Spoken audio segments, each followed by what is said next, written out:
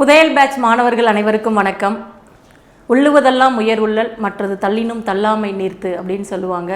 அந்த மாதிரி உங்களுடைய எண்ணம் ரொம்ப உயர்வான எண்ணம். குரூப் 1க்காக நீங்கள் படிச்சுக்கிட்டு இருக்கிறீங்க. மனதில் உறுதி வேண்டும், வாக்கினிலே இனிமை வேண்டும், நினைவு நல்லது வேண்டும், நெருங்கின பொருள் கைவர வேண்டும். நீங்கள் நெருங்கிட்டீங்க, குரூப் 1 ஆஃபீஸராக ஆகணுன்றதுக்காக படிச்சுட்டு இருக்கீங்க. ப்ரிலிமினரியில் கண்டிப்பாக பாலிட்டியில் 40 அவுட் ஆஃப் 40 எடுக்கிறதுக்கு நாங்கள் கேரண்டி.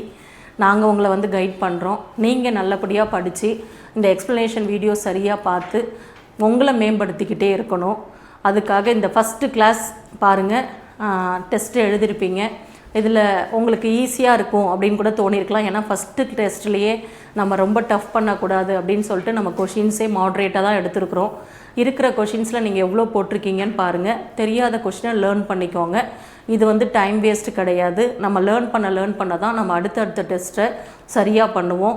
பார்க்கலாமா? இன்றைக்கி பாருங்கள் என்ன சிலபஸில் உங்களுக்கு கொடுத்துருக்குறாங்க. Constitution of India, preamble to the constitution, salient features of constitution, union, state and union territory, citizenship, fundamental rights, fundamental duties, DPSP.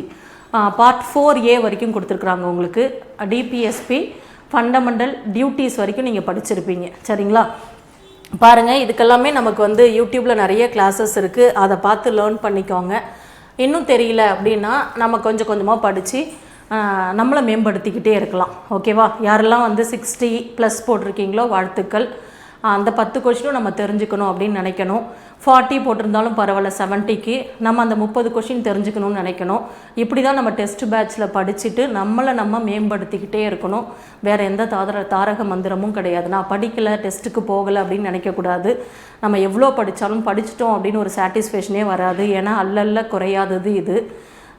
அதனால் நீங்கள் படித்ததை எப்பொழுதுமே டெஸ்ட்டு போட்டு பார்த்துட்டு அதில் எத்தனை கொஷின் தெரியலையோ அதை நம்ம லேர்ன் பண்ணிக்கிறது தான் இந்த டெஸ்ட் பேட்சோட ப்ரோக்ரஸ்ஸே. எப்பொழுதுமே அந்த ஜேர்னியை நம்ம என்ஜாய் பண்ணணும்.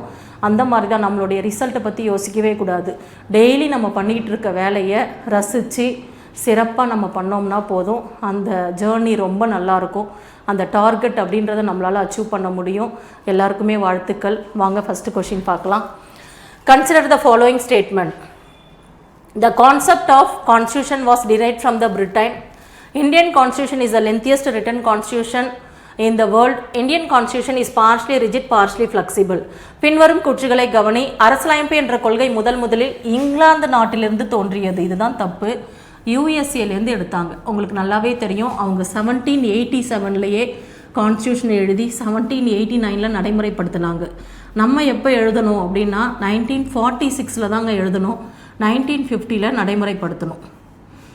நம்ம கான்ஸ்டியூஷன் அப்படின்ற கொள்கையே யாரை பார்த்து தான் எழுதணும்னா அமெரிக்காக்காரங்களை பார்த்து தான் எழுதணும். இந்திய அரசியலமைப்பு உலகிலே மிக நீளமான எழுதப்பட்ட அரசியலமைப்பு. Lengthiest constitution in the world. இது கரெக்டு.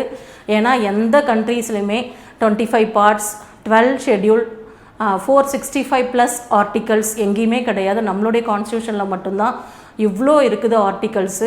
இதுதான் உலகத்திலே மிக நீளமான அரசியலமைப்பு. இந்திய அரசியலமைப்பு நெகிழும் மற்றும் நெகிழா தன்மை கொண்டது. பார்ஷ்லி ஃப்ளெக்சிபிள் அண்ட் பார்ஷ்லி ரிஜிட் அப்படின்னு படிப்போம். இப்போ ஃப்ளெக்சிபிளாக எங்கே இருக்கும்? இங்கிலாந்தோட கான்ஸ்டியூஷன் எப்பொழுதுமே அன்ரிட்டன் கான்ஸ்டியூஷன். அது ஃப்ளெக்சிபிளாக தான் இருக்கும். யுஎஸ் கான்ஸ்டியூஷன் ரிஜிட்டாக இருக்கும். மாற்றுறதுனா ரொம்ப கஷ்டம். ஆனால் நம்மளுடைய கான்ஸ்டியூஷன் நெகிழும் மற்றும் நெகிழா தன்மை கொண்டது. ஒரு சில சட்டத்துக்கு 2/3 மெம்பர்ஸ் இருந்தால் மட்டும்தான் அந்த மசோதாவை பாஸ் பண்ண முடியும்னு சொல்லியிருப்பாங்க. ஒரு சில சட்டங்களுக்கு 1/2 மெம்பர்ஸ் இருந்தாலே பாஸ் பண்ணலான்னு சொல்லுவாங்க. அது நாங்கள் 1/2, 2/3 ஒன்றும் இல்லைங்க. 100 பேர் இருக்கிற அவையில் 1/2 எவ்வளோனா 50. அதுவே 100 பேர் இருக்கிற அவையில் 2/3 என்னதுன்னா 66.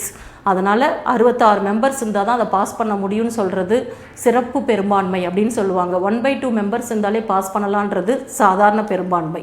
நம்மளுடைய கான்ஸ்டியூஷன் ஒரு சில இடத்துல ரிஜிட்டாகவும் ஒரு சில இடத்துல ஃப்ளெக்சிபிளாகவும் இருக்குது. கரெக்டு தான்.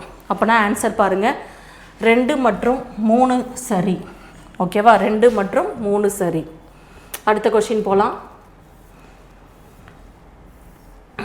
In 1938, who declared that the Constitution of Independent India should be framed by the political constituent assembly elected by the adult suffrage without any external interference on behalf of the Indian National Congress?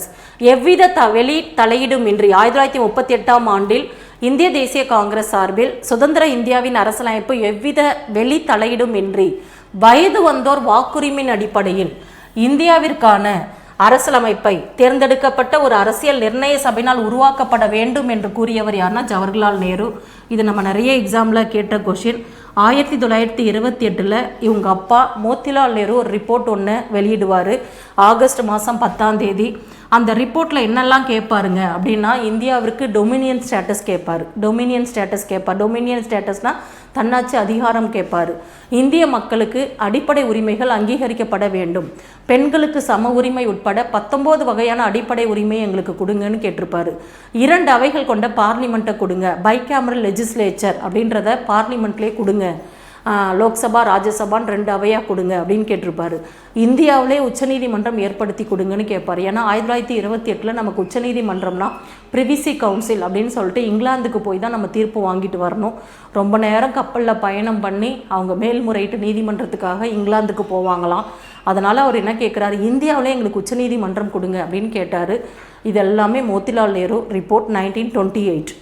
38 Jawaharlal Nehru என்ன சொல்வார், எந்த ஒரு அயலாரோட தலையீடுமின்றி வயது வந்தோர் வாக்குரிமையின் அடிப்படையில் 18 வயசுக்கு மேலே இருக்கிறவங்க ஓட்டு போட்டு தன்னுடைய பிரதிநிதியை தேர்ந்தெடுத்து நம்மளுடைய அரசியல் நிர்ணய சபை ஏற்படுத்தி நம்மளுடைய கான்ஸ்டியூஷன் நம்மளே உருவாக்கலான்னு சொன்னது யாருன்னா ஜவஹர்லால் நேரு. 1928 மோத்திலால் நேரு, 1938 ஜவஹர்லால் நேரு. அடுத்தது பார்க்கலாமா? 3rd கொஷின் பாருங்க. In which of the following cases did the Supreme Court hold that the power of the amendment of the Constitution within the Parliament under Article 368 does not allow for the alteration of the basic structure of the Constitution? பின்வரும் எந்த வழக்கில் சட்ட பிரிவு 368 கீழ் நாடாளுமன்றத்திற்கு அரசியலமைப்பு திருத்த அதிகாரம் அரசியலமைப்பின் அடிப்படை கட்டமைப்பை மாற்றி அமைக்க இடமளிக்காது என்று உச்சநீதிமன்றம் தீர்ப்பளித்தது? உச்சநீதிமன்றம் எந்த வழக்கில் சொல்லுச்சு நீங்கள் கான்ஸ்டியூஷனை திருத்தலாம்? அதே மாதிரி பாருங்கள், சட்டப்பிரிவு 368 நமக்கு எப்படின்னு அமெண்ட்மெண்ட் அப்படின்னாலே 368 ஆர்டிக்கல் தான். நாடாளுமன்றத்திற்கு அரசியலமைப்பு திருத்த அதிகாரம் அரசியலமைப்பின் அடிப்படை கட்டமைப்பை அடிப்படை அமைப்பை மாற்றாமல் திருத்துங்க அப்படின்னு சொன்ன வழக்கு கேசவந்தா பாரதி வழக்கு தான். 1973 இந்த கேசவந்தா பாரதி அப்படின்றவர் ஒரு மத குரு கேரளாவில் 500 ஏக்கர் நிலம் வச்சுருப்பார். அந்த நிலத்தை எல்லாமே கேரளா அரசு கையகப்படுத்திடும். அந்த கேரளா அரசை எதிர்த்து உச்சநீதிமன்றத்தில் ஒரு வழக்கு தொடர்வார் 1973. அப்போ என்ன சொல்லுவாங்க, கான்ஸ்டியூஷன் முகவுரையும் இந்திய அரசியலமைப்போட ஒரு பகுதி தான், அதை திருத்தலாம், ஆனால் அடிப்படை கட்டமைப்பை மாற்றாமல் திருத்துங்க அப்படின்னு சொல்லியிருப்பாங்க. பேசிக் ஸ்ட்ரக்சரில் கையை வைக்காதீங்க, ஆனால் திருத்தலாம் அப்படின்னு சொல்லியிருப்பாங்க. இந்த கேசவந்தா பாரதி வழக்கு 1973. இதுக்கான ஆன்சர் இதுதாங்க. 368 கீழ் நாடாளுமன்றம் அரசியலமைப்பு திருத்த அதிகாரம் அரசியலமைப்பின் அடிப்படை கட்டமைப்பை மாற்றாமல் திருத்தலாம் அப்படின்னு சொன்ன வழக்கு கேசவந்தா பாரதி வழக்கு. 13 நீதிபதிகள் அடங்கிய மிகப்பெரிய வழக்கு எதுனா கேசவந்தா பாரதி வழக்கு. 13 நீதிபதிகள் இருப்பாங்க. 7 நீதிபதிகள் இந்த மாதிரி ஒரு பாசிட்டிவான ஒரு இதை சொல்லியிருப்பாங்க, தீர்ப்பை சொல்லியிருப்பாங்க. 6 நீதிபதிகள் இதுக்கு ஆப்போசிட்டாக சொல்லியிருப்பாங்க. இது வரைக்கும் கான்ஸ்டியூஷனல் பெஞ்சில் 13 நீதிபதிகள் அடங்கிய மிக பெரிய வழக்கு வேறு எதுவுமே கிடையாது, கேசவந்தா பாரதி வழக்கு தான். 1973. சரியா? அடுத்தது பாருங்கள், 4th question. A large part of the Indian Constitution is taken from the Government of India Act 1935. Which of the following is not true among the sources taken from the Government of India Act 1935? ஒன்றும் இல்லை, நம்ம என்ன சொல்கிறாங்க அப்படின்னா, நம்மளுடைய constitution 60க்கும் மேற்பட்டது எந்த நாட்டிலேருந்து எடுக்கப்பட்டது அப்படின்னு கேட்டாங்கன்னா நம்மளுடைய கான்ஸ்டியூஷனே பேக் ஆஃப் பாரோயிங் தான். 60% எங்கேருந்து எடுத்தாங்க அப்படின்னா கவர்மெண்ட் ஆஃப் இந்தியா ஆக்ட் 1935 தான் எடுத்தாங்க. ஏன்னா கவர்மெண்ட் ஆஃப் இந்தியா ஆக்ட் யார் போட்டாங்க அப்படின்னா இங்கிலாந்து தான் நம்மளை வந்து அடிமைப்படுத்தி வச்சுருக்கப்ப போடப்பட்டது கவர்மெண்ட் ஆஃப் இந்தியா ஆக்ட். அதுலேருந்து 60க்கும் மேற்பட்ட 60% மேலே எடுத்திருப்பாங்க. சரிங்களா? அடுத்தது எத்தனை நாடுகள்லேருந்து எடுத்தாங்க அப்படின்னு நம்ம படிப்போம். 60க்கும் மேற்பட்ட நாடுகள்லேருந்து தான் நம்மளுடைய கான்ஸ்டியூஷனே எடுத்தாங்க. நம்மளுடைய கான்ஸ்டியூஷனில் நிறைய கொள்கைகள் எந்த நாட்டிலேருந்து எடுக்கப்பட்டது அப்படின்னு கேட்டாங்கன்னா இங்கிலாந்து அரசியலமைப்பிலிருந்து பெறப்பட்டது. இவங்க என்ன சொல்கிறாங்க, கவர்மெண்ட் ஆஃப் இந்தியா ஆக்ட்லேருந்து நிறைய எடுத்தாங்க. எதெல்லாம் இதில் எடுத்தாங்க அப்படின்னு கேட்குறாங்க. பாருங்கள், ஆளுநர் பதவி, கவர்னர், ஆஃபீஸ் ஆஃப் கவர்னர் அப்படின்ற கான்செப்ட்டு நம்ம வந்து கவர்மெண்ட் ஆஃப் இந்தியா ஆக்ட் 1935 தான் எடுத்தோம். நெருக்கடி நிலைகள், எமர்ஜென்சி ப்ரொவிஷன் இங்கே தான் எடுத்தோம். அரசு பணியாளர் தேர்வாணையம் அப்படின்றது public service commission government of India act 1935 தான் எடுத்தோம். பெரோக்ராட்டிவ் ரிட்ஸ் அப்படின்னாலே நீதி பேராணை அப்படின்னு படிப்போம். நீதி பேராணை அப்படின்ற கொள்கை எந்த நாட்டிலேருந்து எடுக்கப்பட்டதுன்னா இங்கிலாந்து அரசமைப்பிலேருந்து பெறப்பட்டது. சரிங்களா? நீதி பேராணை அப்படின்றது தான் வராது, மற்றது எல்லாமே சரி. பெரோக்ராட்டிவ் ரிட்ஸ் அப்படின்றது என்ன மொழி சொல் அப்படின்றது கமெண்ட் பண்ணுங்க. அடுத்தது பாருங்க, பொறுத்துக இடைக்கால அரசாங்கம் அப்படின்னு ஒன்று ஏற்படுத்துகிறாங்க. செப்டம்பர் 2, 1946 யாருடைய தலைமையில் அப்படின்னா ஜவஹர்லால் நேரு தலைமையில் தான் இடைக்கால அரசு ஏற்படுத்தப்பட்டது. இன்டர்ம் கவர்மெண்ட்டை ஏற்படுத்தியிருப்பாங்க. அதில் ஒரு அமைச்சர்களை போட்டிருப்பாங்க. அதுதான் எந்தெந்த துறைக்கு யார் அமைச்சராக இருந்திருக்கிறாங்க அப்படின்னு கேட்டிருக்கிறாங்க. பாருங்கள், உணவு மற்றும் விவசாயத்துக்கு யாருங்க அமைச்சராக இருந்தார்னா டாக்டர் ராஜேந்திர பிரசாத். அடுத்தது பாதுகாப்புத்துறை சர்தார் பல்தேவ் சிங். சட்டத்துறை முதல் சட்டத்துறையின் அமைச்சர் அப்படின்னு நம்ம படிப்போம், லா மினிஸ்டர்னு. 1947 அப்புறம் தான் யாருன்னா டாக்டர் BR அம்பேத்கர். அதே மாதிரி முதல் உள்துறை அமைச்சர் அப்படின்னு படிப்போம், அதுவும் 1947 அப்புறம் தான். அது யார் அப்படின்னு கேட்டாங்கன்னா சர்தார் வல்லபாய் பட்டேல். இங்கே என்ன சொல்கிறாங்க பாருங்கள், சட்டத்துறை அமைச்சர் யார்? ஜோகேந்திரநாத் மண்டல். அடுத்தது சுகாதாரத்துறை அமைச்சர் காஷ் நாபர் அலிகான் அப்படின்றவர். சுகாதாரத்துறை அமைச்சரே நம்ம படிப்போம். 1947 அப்புறம் இந்தியாவின் முதல் பெண் சுகாதாரத்துறை அமைச்சர் ராஜ்குமாரி அமிர்த் கவுர் அப்படின்றவங்க தான் ஆஃப்டர் இண்டிபெண்டன்ஸில் மத்திய அமைச்சரவையில் ஒரு பெண்ணாக இருப்பாங்க. அதே மாதிரி பிஃபோர் இண்டிபெண்டன்ஸ் அப்படின்னு கேட்டாங்கன்னா விஜயலட்சுமி பண்டிட்டை சொல்லணும். ஜவஹர்லால் நேருவோட சகோதரி விஜயலட்சுமி பண்டிட் தான் சுதந்திரத்துக்கு முன்னாடி இந்தியாவின் முதல் பெண் மத்திய அமைச்சராக இருந்தாங்க. சுதந்திரத்துக்கு அப்புறம் யாருன்னா ராஜ்குமாரி அமிர்த் கவுர், அவங்க தான் ஹெல்த் மினிஸ்டராக இருப்பாங்க. இது சுதந்திரத்துக்கு முன்னாடியே இடைக்கால அரசாங்கத்தை பற்றி சொல்கிறாங்க. சுகாதாரத்துறை அமைச்சராக யார் இருந்திருக்கா அப்படின்னா காஷ் நாபர் அலிகான் அப்படின்றவர் இருந்திருக்கிறார். ஆன்சர் பாருங்கள், 2, 1, 4, 3 முடிஞ்சுதா?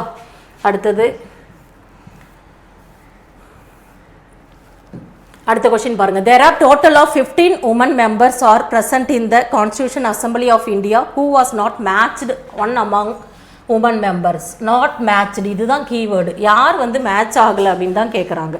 பாருங்க, பேர் விஜயலட்சுமி பண்டிட், அம்மு சுவாமிநாதன், ரேணுகா ராய், சரோஜினி நாயுடு. இதில் நம்ம படிப்போம், கான்ஸ்டியூஷன் அசம்பிளி ஏற்படுத்தியிருப்பாங்க டிசம்பர் 6, 1946. அப்போ எவ்வளோ பேர் இருப்பாங்க? 292 மாகாண பிரதிநிதிகள் இருப்பாங்க. 93 சுதேசி அரசுகளின் நியமன உறுப்பினர்கள் இருப்பாங்க. பலுசிஸ்தான் சார்பில் ஒருத்தவர், மாகாண முதன்மை ஆணையர்கள் சார்பில் 3 பேர்.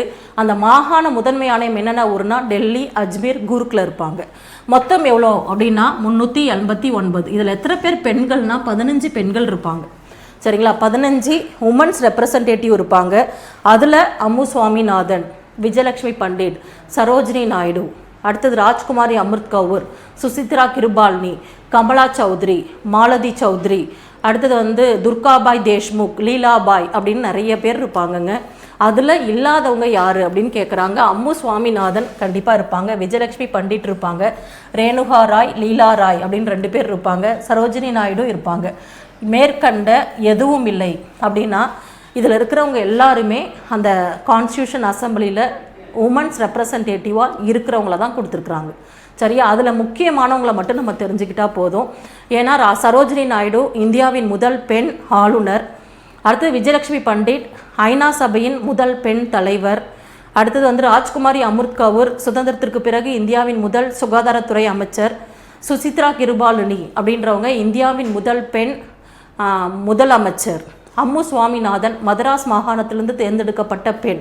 அதுக்கப்புறம் நிறையா ரிசம்பிளன்ஸாக பேர் இருக்கும், அதெல்லாம் நீங்கள் தெரிஞ்சுக்கலாம். கமலா சௌத்ரி, மாலதி சௌத்ரி, ரேணுகா ராய், லீலா ராய் அப்படின்னு இருப்பாங்க, துர்காபாய் தேஷ்முக் அப்படின்னு இருப்பாங்க. சும்மா தெரிஞ்சுக்கிட்டால் போதும். இப்படி இருந்தாலும் நம்ம படித்ததுலேருந்து வந்துடும். ஒரு 10 பேராவது நம்ம தெரிஞ்சுக்கணும். அடுத்தது போகலாமா? 7வது கொஸ்டின் பாருங்கள். Consider the following statement. The first person to suggest the establishment of the Constitution Assembly for India was B.N. Rao. The legal advisor to the Constitution of the Assembly is M.N. Roy. The secretary to the Constitution Assembly of India H.V.R. Iyengar. இந்திய அரசியலமைப்பு நிர்ணய சபையை ஏற்படுத்த வேண்டும் என்று முதலில் கூறியவர் B.N. Rao அப்படின்னு கொடுத்துருக்காங்க. இது தப்பு. நான் எப்பொழுதுமே கிளாஸ் நடத்துகிறப்பே சொல்லுவேன், அதுவும் ஒரே மாதிரி இருக்கும், நம்ம தப்பாக அடிச்சிடக்கூடாது. M.N. ராய் அப்படின்னு ஒருத்தவர். மன பந்திரநாத் ராய் இந்திய கம்யூனிஸ்ட் இயக்கத்தின் முன்னோடி. அவர் தான் அரசியலமைப்பு வேணும்னா அரசியல் நிர்ணய சபை வேணும் அப்படின்ற எண்ணத்தை முதலில் வித்திட்டவர் எம்என் ராய். அடுத்தது இந்திய அரசியலமைப்பு நிர்ணய சபையின் சட்ட ஆலோசகர் தான் BN ராவ், பெனிகல் நர்சிங் ராவ். பெனிகல் நர்சிங் ராவ், இது ஸ்கூல் புக்லேயே கொடுத்துருப்பாங்க. நம்ம எப்பொழுதுமே ஃபுல் நேம் படிச்சுக்கணும், அப்போ தான் நமக்கு கன்ஃபியூஸ் ஆகாமல் இருக்கும். மணபந்திரநாத் ராய், BN ராவ் அப்படின்னா பெனிகல் நர்சிங் ராவ். அடுத்து இந்திய அரசியலமைப்பு நிர்ணய சபையின் செயலாளர் HVR ஐயங்கார், இது கரெக்டுங்க. அடுத்தது தலைமை வரைவாளர் அப்படின்னு ஒருத்தர் கொடுத்துருப்பாங்க, SN முகர்ஜி, சுரேந்திரநாத் முகர்ஜி. தலைமை வரைவாளர், சீஃப் டிராஃப்ட்ஸ்மேன் அப்படின்னு இங்கிலீஷில் சொல்லுவாங்க. அரசியல் நிர்ணய சபையின் நிரந்தர தலைவர் டாக்டர் ராஜேந்திர பிரசாத், துணைத் தலைவர்கள் HC முகர்ஜி, VT கிருஷ்ணமாச்சாரி அப்படின்னு கொடுத்துருப்பாங்க. இதில் எதுங்க ஆன்சர் அப்படின்னா கீழ்கண்ட கூற்றுகளை கவனி, இது ரெண்டுமே தப்பு, இது மட்டும்தான் சரி. சரியா? HVR ஐயங்கார். அரசியல் நிர்ணய சபையின் சின்னம் என்னன்னா யானை. அரசியல் நிர்ணய சபையில் இடம்பெறாத 2 தலைவர்கள் யாரு? முகமது அலி ஜின்னா மற்றும் காந்தியடிகள், 2 பேருமே இடம்பெறலை. அடுத்தது பார்க்கலாமா? 8th கொஸ்டின் பாருங்க. On December 9, 1946, Dr. Sachidananda Sinha was elected as the temporary president of the first session of the Constitution Assembly of India. Who proposed his name? யார் அவருடைய பேரை முன்மொழிஞ்சாங்க அப்படின்னு கேட்குறாங்க. அது நாங்கள் முன்மொழியறது வழிமொழியறது அப்படின்னா, நம்ம ஒருத்தர் குடியரசுத் தலைவராக ஒருத்தர் தேர்தலில் நிற்கணும் அப்படின்னா 50 பேர் முன்மொழியணும், 50 பேர் வழிமொழியணும் அப்படின்னு நம்ம படிப்போம். அதே மாதிரி ஒருத்தர் துணை குடியரசுத் தலைவராக தேர்தலில் நிற்கிறாருன்னா 20 பேர் முன்மொழியணும், 20 பேர் வழிமொழியணும் அப்படின்னு சொல்லுவாங்க. அப்படின்னா என்னதுங்க, ஃபஸ்ட்டு ஒரு 50 பேர் இவங்க குடியரசுத் தலைவர் தேர்தலில் நிற்கிறதுக்கு நான் ஓகே சொல்கிறேன் அப்படின்னு MPஸோ MLAஸோ சொல்லுவாங்க.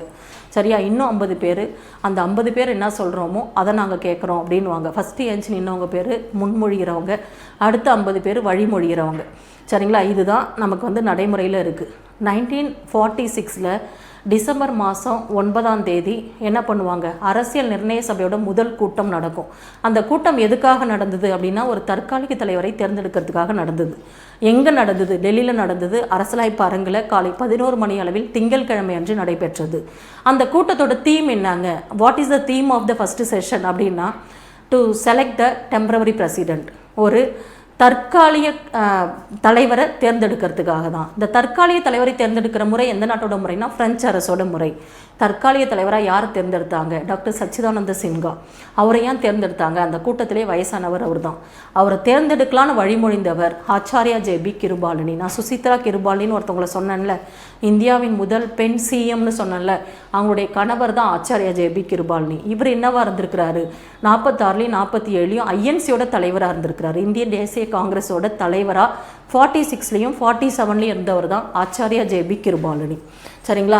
அதுதான் ஆன்சர். ஆச்சாரியா JB கிருபாலினி தான் இவரை தேர்ந்தெடுக்கலாம் அப்படின்னு சொல்லிட்டு வழிமொழிந்தவர். அடுத்தது போலாம்.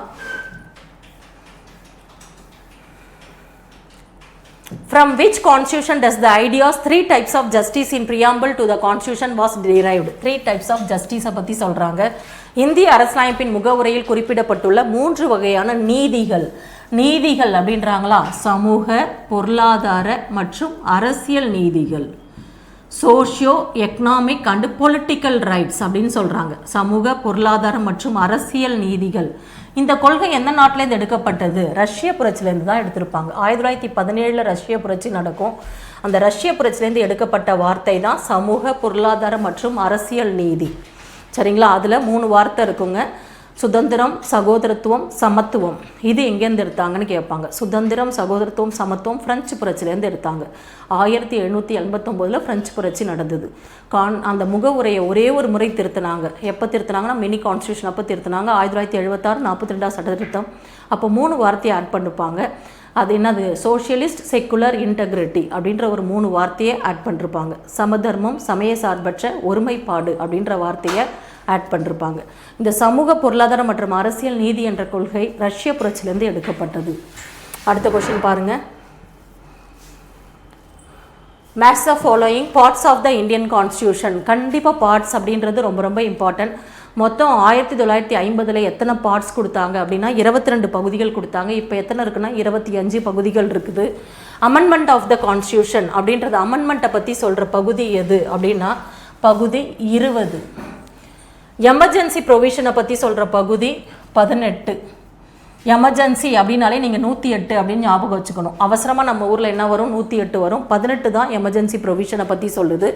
Union and state government services அப்படின்னா அது மத்திய மாநில அரசின் கீழ் உள்ள பணிகள் 14 தான் சொல்லும். அடுத்தது கடைசியாக ஷெட்யூல்டு அண்ட் ஷெட்யூல்டு ட்ரைப்ஸ் 10 பழங்குடியினர் அப்படின்னு ஞாபகம் வச்சுக்கணும். 10 பழங்குடியினர் அப்படின்னா ஆன்சர் 4123 அப்படின்றது தான் ஆன்சர்.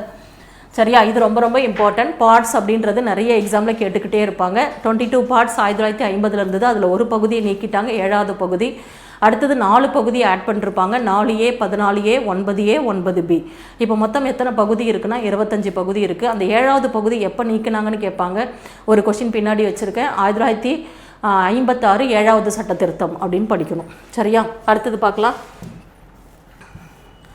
11வது கொஷின் பாருங்க. Who was elected as the replacement for B.L. Mitter, one of the member of the Constitution Assembly after his resignation? அரசியல் நிர்ணய சபையின் உறுப்பினர்களில் ஒருவரான B.L. மிட்டர் விலகியதால் அவருக்கு பதிலாக தேர்வு செய்யப்பட்டவர் யார்? நமக்கு இது நல்லாவே தெரியும். இந்த சட்ட வரைவு குழு அப்படின்னு ஒன்று ஏற்படுத்துவாங்க. ஆகஸ்ட் 29 1947 தான் இந்த சட்ட வரைவு குழுவை ஏற்படுத்துவாங்க. ஒரு தலைவர் மற்றும் 6 உறுப்பினர்கள் இருப்பாங்க. தலைவர் யாருன்னா டாக்டர் B.R. அம்பேத்கர், இந்திய அரசியலமைப்பின் தந்தை, இந்திய அரசியலமைப்பின் தலைமைச் சிற்பி, நவீன கால மனு, இந்தியாவின் முதல் சட்ட அமைச்சர் யாருன்னா அம்பேத்கர்.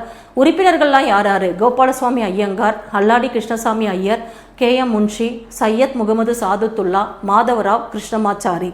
இந்த மாதவராவை யாருக்கு பதிலாக போட்டாங்கன்னா மிட்டருக்கு பதிலாக போட்டாங்க. மிட்டர் என்னன்னாருன்னா விலகிடுவார்.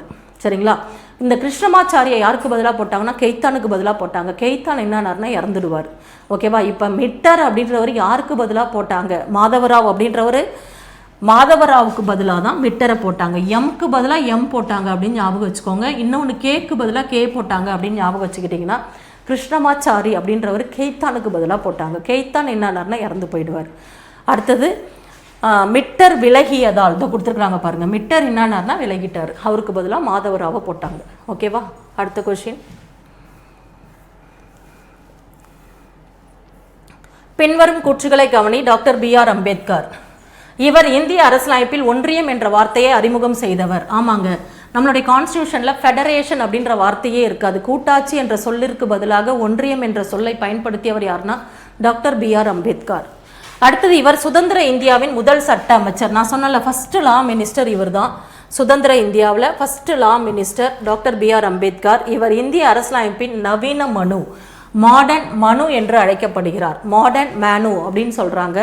அடுத்தது இவர் இந்திய அரசியலமைப்பின் தந்தை என்று அழைக்கப்படுகிறார். Father of Indian constitution doctor B.R. Ambedkar. எல்லாமே சரிதான், அனைத்தும் சரி. அடுத்தது இந்த அம்பேத்கரை பற்றி இன்னும் என்ன சொல்லலாம், நிறைய வாசகம் சொல்லிருப்பார்.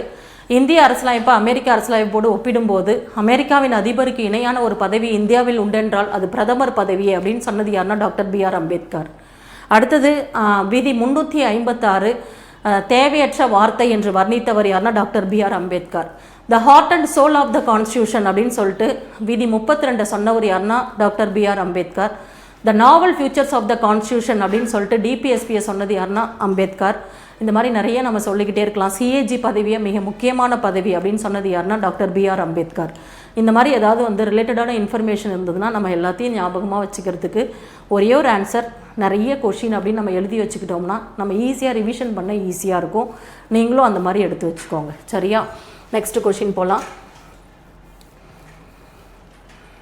நவம்பர் 26 1949 அன்று இந்திய அரசியலமைப்பு மக்களால் ஏற்றுக்கொள்ளப்பட்ட போது நடைமுறைக்கு வந்த இந்திய அரசியலமைப்பின் சட்ட பிரிவுகளில் பொருந்தாதது எது? அவன் கீவேர்டு என்ன கொடுத்துருக்கான், பொருந்தாதது எது? நவம்பர் 26 1949 தான் அரசியலமைப்பை அரசியல் நிர்ணய சபையால் ஏற்றுக்கொள்ளப்பட்ட தினம். அந்த நவம்பர் 26 தான் என்னவா சொல்கிறாங்கன்னா சட்ட தினம் அல்லது கான்ஸ்டியூஷனல் டேவாக கொண்டாடுறாங்க. அந்த தினத்தில் ஒரு 15 ஆர்டிக்கல் நடைமுறைக்கு வரும். 15 ஆர்டிக்கல் நடைமுறைக்கு வருங்க. இதில் முக்கியமாக நீங்கள் ஞாபகம் வச்சுக்க வேண்டிய ஆர்டிக்கல் 5லேருந்து 9 வரை குடியுரிமையை பற்றி சொல்லும். குடியுரிமையை பற்றி சொல்லும்பா. 60வது ஆர்டிக்கல் குடியரசுத் தலைவரை பற்றி சொல்லும். 324வது ஆர்டிக்கல் தேர்தல் ஆணையத்தை பற்றி சொல்லுங்க. தேர்தல் ஆணையம் இதை மட்டும் நீங்கள் ஞாபகம் வச்சுக்கிட்டா போதும். மற்றதெல்லாம் 392, 395, 53 அப்படின்னு சொல்லிட்டு நீக்கப்பட்டது. அடுத்தது விளக்கங்கள் அப்படிலாம் கொடுத்துருப்பாங்க. அதெல்லாம் இம்பார்ட்டன்ட் இல்லை, இதை மட்டும் ஞாபகம் வச்சுக்கிட்டா போதும். ஒரு 15 ஆர்டிக்கல் நடைமுறைப்படுத்திட்டாங்க. 5வது ஆர்டிக்கல்லேருந்து 9வது ஆர்டிக்கல் வரைக்கும் குடியுரிமை பற்றி சொல்லுது. 60வது ஆர்டிக்கல் குடியரசுத் தலைவரை பற்றி சொல்லுது.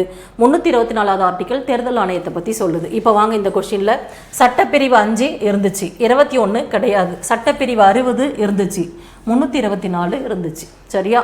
இதுதான் 15 ஆர்டிக்கல் அப்படின்றத மைண்டில் வச்சுக்கோங்க. இதை 3 ஞாபகம் வச்சுக்கிட்டா போதும். மற்றது எல்லாமே விளக்கங்கள், இன்டர்பிரிட்டேஷன் அப்படிலாம் தான் கொடுத்துருப்பாங்க. சரியா? நெக்ஸ்ட் போகலாம். 14வது கொஷின்ஸ். பின்வரும் கூற்றுகளை கொண்டு சரியான விடையை தேர்வு செய்க. Choose the correct answer from the following statement. Uttaranchal என்பது உத்தரகாண்ட் என்று பெயர் மாற்றப்பட்ட ஆண்டு. உத்தராஞ்சல் அப்படின்றது உத்தரகாண்ட் அப்படின்னு எப்போ மாற்றினாங்க? பாண்டிச்சேரி அப்படின்றது புதுச்சேரின்னு எப்போ மாற்றினாங்க? பெங்களூர் அப்படின்றத பெங்களூரு அப்படின்னு மாற்றினது எல்லாமே 2006. சரியா? இதுதான் 3மே நம்ம 2006ன்னு படிப்போம். 1950 ஐக்கிய மாகாணம் அப்படின்ற பேரை தான் உத்தரப்பிரதேஷ்னு மாற்றிருப்பாங்க. 1973 மைசூர் மாகாணம் அப்படின்றத தான் கர்நாடகான்னு மாற்றிருப்பாங்க. 1995 பம்பாய் அப்படின்றத தான் மும்பைன்னு மாற்றிருப்பாங்க. சரிங்களா? 1995 பம்பாயை மும்பைன்னு மாற்றிருப்பாங்க. அதே மாதிரி 2006 உத்தராஞ்சலை உத்தரகாண்டனும் பாண்டிச்சேரியை புதுச்சேரினும் பெங்களூர் அப்படின்றத பெங்களூரு அப்படின்னு மாற்றிருப்பாங்க. 2011 ஒரிசா அப்படின்றத ஒடிசா அப்படின்னு மாற்றிருப்பாங்க. அடுத்தது இப்போது கேரளாவை கேரளம் அப்படின்னு மாற்றினது 2025. ஓகேவா? இதெல்லாம் ரொம்ப இம்பார்ட்டண்டான கொஷின். 2006. அடுத்த கொஷின் போகலாம். Initially Indian constitution consist of. 1950 ஜனவரி 26 என்னென்னலாம் கொடுத்தாங்க? நான் சொல்லும்போதே சொன்னேன், 8 அட்டவணைகள், 22 பகுதிகள், 395 விதிகள். சரியா? இப்போ என்னவா இருக்குது? 8 12 ஆயிடுச்சு, 22 பகுதிகள் 25 ஆயிடுச்சு, 395 ஆர்டிக்கல் 465க்கு மேலே போயிடுச்சு. இந்த 395 ஆர்டிக்கல் அப்படின்றது 465 போயிடுச்சின்னு சொல்கிறோமே, 396, 97, 98ன்னு ஆட் பண்ணாங்களா? இல்லைங்க, 395ன்ற ஸ்லாப் அப்படியே தான் இருக்குது. நடுவில் நிறைய ஆர்டிக்கல்ஸ் ஆட் பண்ணிருப்பாங்க. 19 1A, 21A, 43A, 43B இப்படியெல்லாம் படிப்போம். அதனால் 465க்கு மேலே அந்த 395ன்ற ஸ்லாபு மாறல. சரியா? அடுத்தது 16வது கொஷின். பின்வரும் கூற்றுகளை கவனி. சட்ட வரைவு குழு ஆகஸ்ட் 29, 1947 தோற்றுவிக்கப்பட்டது. ஆகஸ்ட் 29, 1947 தான் சட்ட வரைவு குழுவை ஏற்படுத்தியிருப்பாங்க. ஏன்னா நம்மளுடைய கான்ஸ்டியூஷன் நடைமுறைப்படுத்தினது ஜனவரி 26, 1950. அதுக்கு முன்னாடியே டிராஃப்டிங் கமிட்டியை நமக்கு சுதந்திரம் கொடுத்ததுக்கு உடனே டிராஃப்டிங் அமைச்சிருப்பாங்க. மொத்தம் 23 குழுக்கள் ஏற்படுத்தியிருப்பாங்க. அதில் முக்கியமான குழுக்கள் மேஜர் கமிட்டி எத்தனைனா 8. அதில் வரைவு குழு ரொம்ப ரொம்ப இம்பார்ட்டன்ட். வரைவு குழு எப்போ ஏற்படுத்தினாங்கன்னு கேட்பாங்க. ஆகஸ்ட் 29, 1947. சட்ட வரைவு குழுவின் மொத்த உறுப்பினர்கள் நான் தான் சொன்னேனே, ஒரு தலைவர் மற்றும் 6 உறுப்பினர்கள் இருப்பாங்க. மொத்தம் அப்படின்னு கேட்டாங்கன்னா 7ன்னு சொல்லணும். சட்ட வரைவு குழுவின் தலைவர் டாக்டர் B.R. அம்பேத்கர். ஆமாம். அரசியல் நிர்ணய சபையின் முதல் வரைவு அக்டோபர் 1948 வெளியிடப்பட்டது. முதல் வரைவு பிப்ரவரி 1948 தான் வெளியிடுவாங்க. 2வது வரைவு தான் அக்டோபர் 1948 வெளியிடுவாங்க. இந்த கொஷின் தப்பு. இது லக்ஷ்மிகாந்த் புக்கில் இருக்கும். பிப்ரவரி 1948 தான் முதல் சட்ட வரைவு குழுவோட அரசியல் நிர்ணய சபையின் முதல் வரைவு வெளியிடப்பட்டது பிப்ரவரி 1948. 2வது அறிக்கை தான் 2வது வரைவு அக்டோபர் 1948 வெளியிடுவாங்க. அதனால் இதுக்கு என்னங்க ஆன்சர் அப்படின்னா 1 மற்றும் 3 சரி. அடுத்தது 17வது கொஷின். நான் சொன்னல இப்போது 23 குழுக்கள் ஏற்படுத்தினாங்க. நிறைய எக்ஸாமில் கேட்குற கொஷின். 23 குழுவில் மேஜரான கமிட்டி மொத்தம் 8 கமிட்டி. சரியா? பாருங்கள், ஒன்றிய அதிகார குழு, ஒன்றிய அரசியலமைப்பு குழு அப்படின்னு கொடுத்துருப்பாங்க. ஒன்றிய அதிகார குழு மற்றும் ஒன்றிய அரசியலமைப்பு குழுவோட ஹெட்டு, மாநில குழு 3த்துக்குமே ஹெட்டு யாருன்னா ஜவஹர்லால் நேரு. மாகாண அரசியலமைப்பு குழு ஆலோசனை குழுவோட ஹெட்டு பட்டேல். ஸ்டீரிங் கமிட்டி இயக்க குழு, செயல்முறை குழுவின் விதிகள் குழு டாக்டர் ராஜேந்திர பிரசாத். வரைவு குழுவோட ஹெட்டு யாருன்னா டாக்டர் B.R. அம்பேத்கர். அப்படின்னு 8 குழுவோட ஹெட்டையும் நீங்கள் இப்படி அட்டவணைப்படுத்தி படிச்சுக்கோங்க. நேருக்கு 3 படிப்பீங்க, பட்டேலுக்கு 2, ராஜேந்திர பிரசாத்துக்கு 2, அம்பேத்கர் 1. சரியா? இப்போ பாருங்க, ஒன்றிய அதிகார குழு ஜவஹர்லால் நேரு, மாகாண அரசியலமைப்பு குழு சர்தார் வல்லபாய் பட்டேல். இயக்க குழு doctor Rajendra Prasad. Steering committee ஏற்கனவே ப்ரீவியஸ் இயர் எக்ஸாமில் கேட்ட கொஷின். அடுத்து செயல்முறை குழுவின் விதிகள் குழு, இதுவும் டாக்டர் ராஜேந்திர பிரசாத் தான் வருவார். ஜேபி கிருபாலினின்னு போட்டிருக்காங்க, இது தப்பு. சரியா? அடுத்த கொஷின் பார்ட்ஸ் கேட்டிருக்கிறாங்க பாருங்க. தவறான இணையை கண்டறிக, இதுதான் கீவேர்டு. நம்ம கொஷின் பேப்பர்லேயே இதை ரவுண்ட் பண்ணி வச்சுக்கிட்டு தான் அப்புறமா படிக்கவே ஆரம்பிக்கணும். இந்திய அரசியலமைப்பின் பகுதிகளை பற்றி சொல்கிறாங்க. பகுதி 7, 7வது அரசியலமைப்பு சட்ட திருத்தம் 1956 படி நீக்கப்பட்டது. நான் தான் சொன்னல, ஒரு பகுதி நீக்கிட்டாங்க, 7வது பகுதி 1956 7வது சட்ட திருத்தத்தின்படி நீக்கினாங்க. பகுதி 14A 42வது சட்ட திருத்தம் 1976 படி சேர்க்கப்பட்டது. 4A 14A ரெண்டுமே 1976 42வது சட்டத்தில் தான் சேர்த்துருப்பாங்க. சரியா? பகுதி 10 இது கான்ஸ்டியூஷனில் அப்பயே இருக்கும், அதனால இது கிடையாது. பகுதி 9B அப்படின்றது 97வது சட்ட திருத்தம் 2011 சேர்த்துருப்பாங்க. 9A அப்படின்றது நகராட்சி 74வது சட்ட திருத்தம் 1992 சேர்த்துருப்பாங்க. நீங்கள் ஞாபகம் வச்சுக்க வேண்டியதெல்லாம் 4 பகுதி ஆட் பண்ணாங்கங்க. 4A 14A ரோமன் லெட்டரில் தான் எழுதணும், நான் இப்போதைக்கு எழுதி கொடுக்குறேன். 9A 9B. இந்த 4A 14A ஒரே சட்ட திருத்தம் 1976 42வது சட்ட திருத்தம். இந்த 9A அப்படின்றது நகராட்சி, அதான் தோ இப்போ போட்டிருக்கேன், 74வது சட்ட திருத்தம் 1992. 9B கூட்டுறவு சங்கங்கள் 97வது சட்ட திருத்தம் 2011. இப்போ இதுதான் கிடையாது. சி ஆன்சர் தப்பு. அடுத்தது போகலாம்.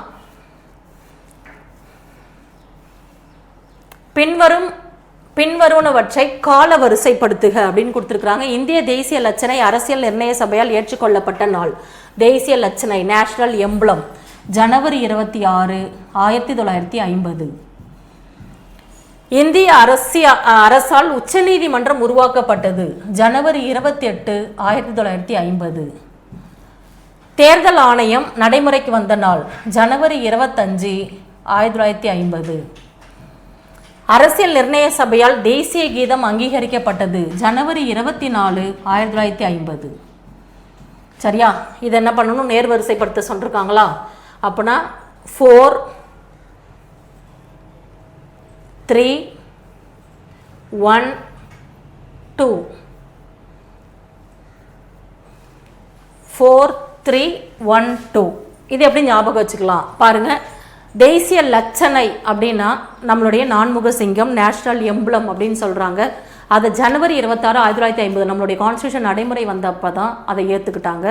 சீல் போடுறதுக்காக சீல் போட்டு கையெழுத்து போடுறதுக்காக அந்த தேதியில் ஏற்றுக்கிட்டாங்க அப்படின்னு ஞாபகம் வச்சுக்கோங்க. அதுலேருந்து 2 நாளைக்கு முன்னாடி ஜனவரி 24 தான் தேசிய கீதமும் தேசிய பாடலும் அரசியல் நிர்ணய சபையால் ஏற்றுக்கொள்ளப்பட்டது. அதுதான் ஜனவரி 24. ஜனவரி 25 என்னதுங்க அப்படின்னா தேர்தல் ஆணையம் அமைச்சிருப்பாங்க. அதனால தான் நம்ம ஓட்டர்ஸ் டே கொண்டாடுவோம் ஜனவரி மாதம் 25. ஓகேவா? ஜனவரி 28 1950 உச்சநீதிமன்றம் ஏற்படுத்தியிருப்பாங்க. அதுதான் ஜனவரி 28. அப்போ உச்சநீதிமன்றத்தில் எத்தனை பேர் இருப்பாங்க? ஒரு தலைமை நீதிபதி ப்ளஸ் 7 மற்ற நீதிபதிகள் இருப்பாங்க. அந்த ஒரு தலைமை நீதிபதி பேர் தான் ஹரிலால் ஜே கானியா. அடுத்த கொஸ்டின் போகலாம். பின்வரும் கூற்றுகளை கவனி. இந்திய அரசியலமைப்பின் சிறப்பியல்புகள். இந்திய அரசியலமைப்பு இரட்டை குடியுரிமை வழங்குகிறது. இரட்டை குடியுரிமை நம்ம நாட்டில் இருக்குது. சிங்கிள் சிட்டிசன்ஷிப் தான் நம்ம வச்சுருக்கோம், டியூவல் சிட்டிசன்ஷிப் கிடையாது. சிங்கிள் சிட்டிசன்ஷிப்னா இந்தியா முழுவதும் ஒரே குடியுரிமை இருந்தால் போதுங்க. மாகாணத்துக்குன்னு ஒரு குடியுரிமை, மாநிலத்துக்குன்னு ஒரு குடியுரிமையும் மத்திய அரசுக்குன்னு ஒரு குடியுரிமையும் கிடையாது. ஆனால் யூஎஸில் இரட்டை குடியுரிமை பின்பற்றப்படுகிறது. அடுத்தது, இந்திய அரசியலமைப்பு சுதந்திரமான நீதித்துறையை கொண்டிருக்கிறது. ஆமாங்க, சுதந்திரமான நீதித்துறையை கொண்டிருக்கு. இந்திய அரசியலமைப்பு பாராளுமன்ற முறை அரசியலமைப்பை கொண்டுள்ளது. ஆமாம், பார்லிமெண்ட்ரி ஃபார்ம் ஆஃப் கவர்மெண்ட் தான் நம்மளுது. யூஎஸில் தான் பிரசிடென்ட் ஃபார்ம் ஆஃப் கவர்மெண்ட். இந்த பார்லிமெண்ட்ரி ஃபார்ம் ஆஃப் கவர்மெண்ட் அப்படின்ற கான்செப்ட் நம்ம இங்கிலாந்துலேருந்து தான் எடுத்திருப்போம். அங்கே பிரசிடென்ஷியல் ஃபார்ம் ஆஃப் கவர்மெண்ட் பாருங்கள். பார்லிமெண்ட்ரி ஃபார்ம் ஆஃப் கவர்மெண்ட்டில் பார்லிமெண்ட்டுக்கு தான் பவர் ஜாஸ்தி. பிரசிடென்ஷியல் ஃபார்ம் ஆஃப் கவர்மெண்ட்டுக்கு பிரசிடென்ட்டுக்கு தான் பவர் ஜாஸ்தி. நம்ம இந்த பார்லிமெண்ட் அப்படின்ற கான்செப்ட் எந்த நாட்டிலேருந்து எடுக்கப்பட்டதுன்னா இங்கிலாந்தில். அங்கேயும் 2 அவை இருக்கும், house of commons, house of lords அப்படின்னு சொல்லுவாங்க. அதே மாதிரி யூஎஸில் 2 அவை இருக்கும், house of senate, house of representative அப்படின்னு கொடுத்துருப்பாங்க. இந்த பார்லிமெண்ட்ரி ஃபார்ம் ஆஃப் கவர்மெண்ட்ன்ற கான்செப்டை நம்ம இங்கிலாந்து நாட்டிலேருந்து தான் எடுத்தோம். சரிங்களா? இரட்டை குடியுரிமை கிடையாது, ஒற்றை குடியுரிமை பின்பற்றப்படுகிறது. இந்த ஒற்றை குடியுரிமை என்ற கொள்கை எந்த நாட்டிலேருந்து எடுக்கப்பட்டதுன்னா இங்கிலாந்து கான்ஸ்டியூஷன்லேருந்து தான் நம்ம எடுத்தோம். சரியா? அடுத்த கொஸ்டின் பார்க்கலாம். அடுத்தது 21வது கொஸ்டின் பார்க்கலாம். Arrange the following states in chronological order based on the year of formation. எப்பப்போ எந்தெந்த ஸ்டேட் உருவாக்குனாங்களோ அதன் அடிப்படையில் குரோனாலஜிக்கல் ஆர்டர் பண்ணுங்க அப்படின்னு கேட்குறாங்க. பாருங்கள், பின்வரும் இந்திய மாநிலங்களை உருவாக்கப்பட்ட ஆண்டின் அடிப்படையில் வரிசைப்படுத்துக. நம்ம இதை ஸ்டேட்ஸ் எல்லாமே படிச்சுக்கணும்ப்பா. பாருங்கள், 7வது சட்ட திருத்தம் 1956 ஒரு 14 ஸ்டேட்ஸ் கொடுப்பாங்க. 7வது சட்ட திருத்தம் 1956 ஒரு 14 ஸ்டேட்ஸ் கொடுப்பாங்க.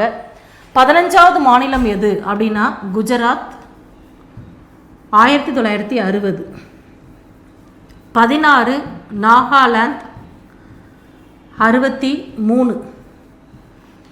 ஹரியானா 66. 18 ஹிமாச்சல் பிரதேசம் 1971.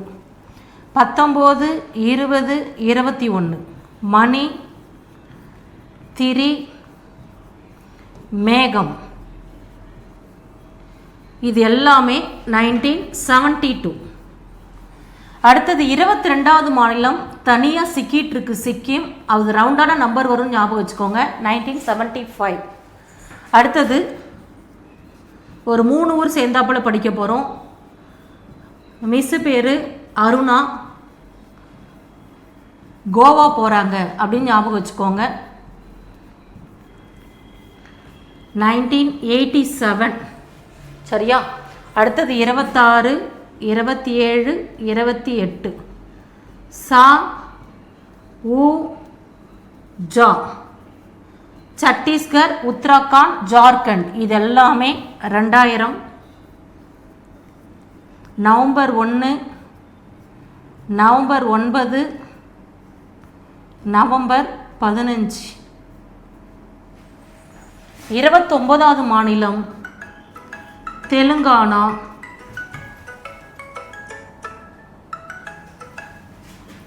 ஜூன் 2, 2014. சரியா? இந்த ஸ்டேட்ஸ் எல்லாம் ஞாபகம் வச்சுக்கிட்டா நம்ம இந்த மாதிரி கொஷின்ஸ் எல்லாத்தையும் அடிச்சிடலாம். நான் சின்னதாக க்ளூ ஞாபகம் வச்சுக்கோங்க. 15வது மாநிலம் குஜராத் 1960, நாகாலாந்து 63, ஹரியானா 66. குஜ, நாகா, ஹரி 60, 63, 66. ஹிமாச்சல் பிரதேசம் 71. ஹெச் போடுறப்ப நம்ம 1 மாதிரி போடுவோமா? 71 ஹிமாச்சல் பிரதேசம் அப்படின்னு ஞாபகம் வச்சுக்கோங்க. 72 அடுத்தது ஒரு 3 ஊர், மணி, திரி, மேகம். மணிப்பூர், திரிபுரா, மேகாலயா. 22வது மாநிலம் தனியாக சிக்கிம், சிக்கிட்டு இருக்கு, 1975. அடுத்தது மிஸ் பேர் அருணா, கோவா போகிறாங்க, 1987 ஞாபகம் வச்சுக்கோங்க. சா ஊ ஜா. Chhattisgarh, Uttarakhand, Jharkhand. November 1, November 9, November 15. இது ரவுண்டான நம்பர் 2000. 29வது மாநிலம் தெலுங்கானா, ஜூன் 2, 2014. சரியா?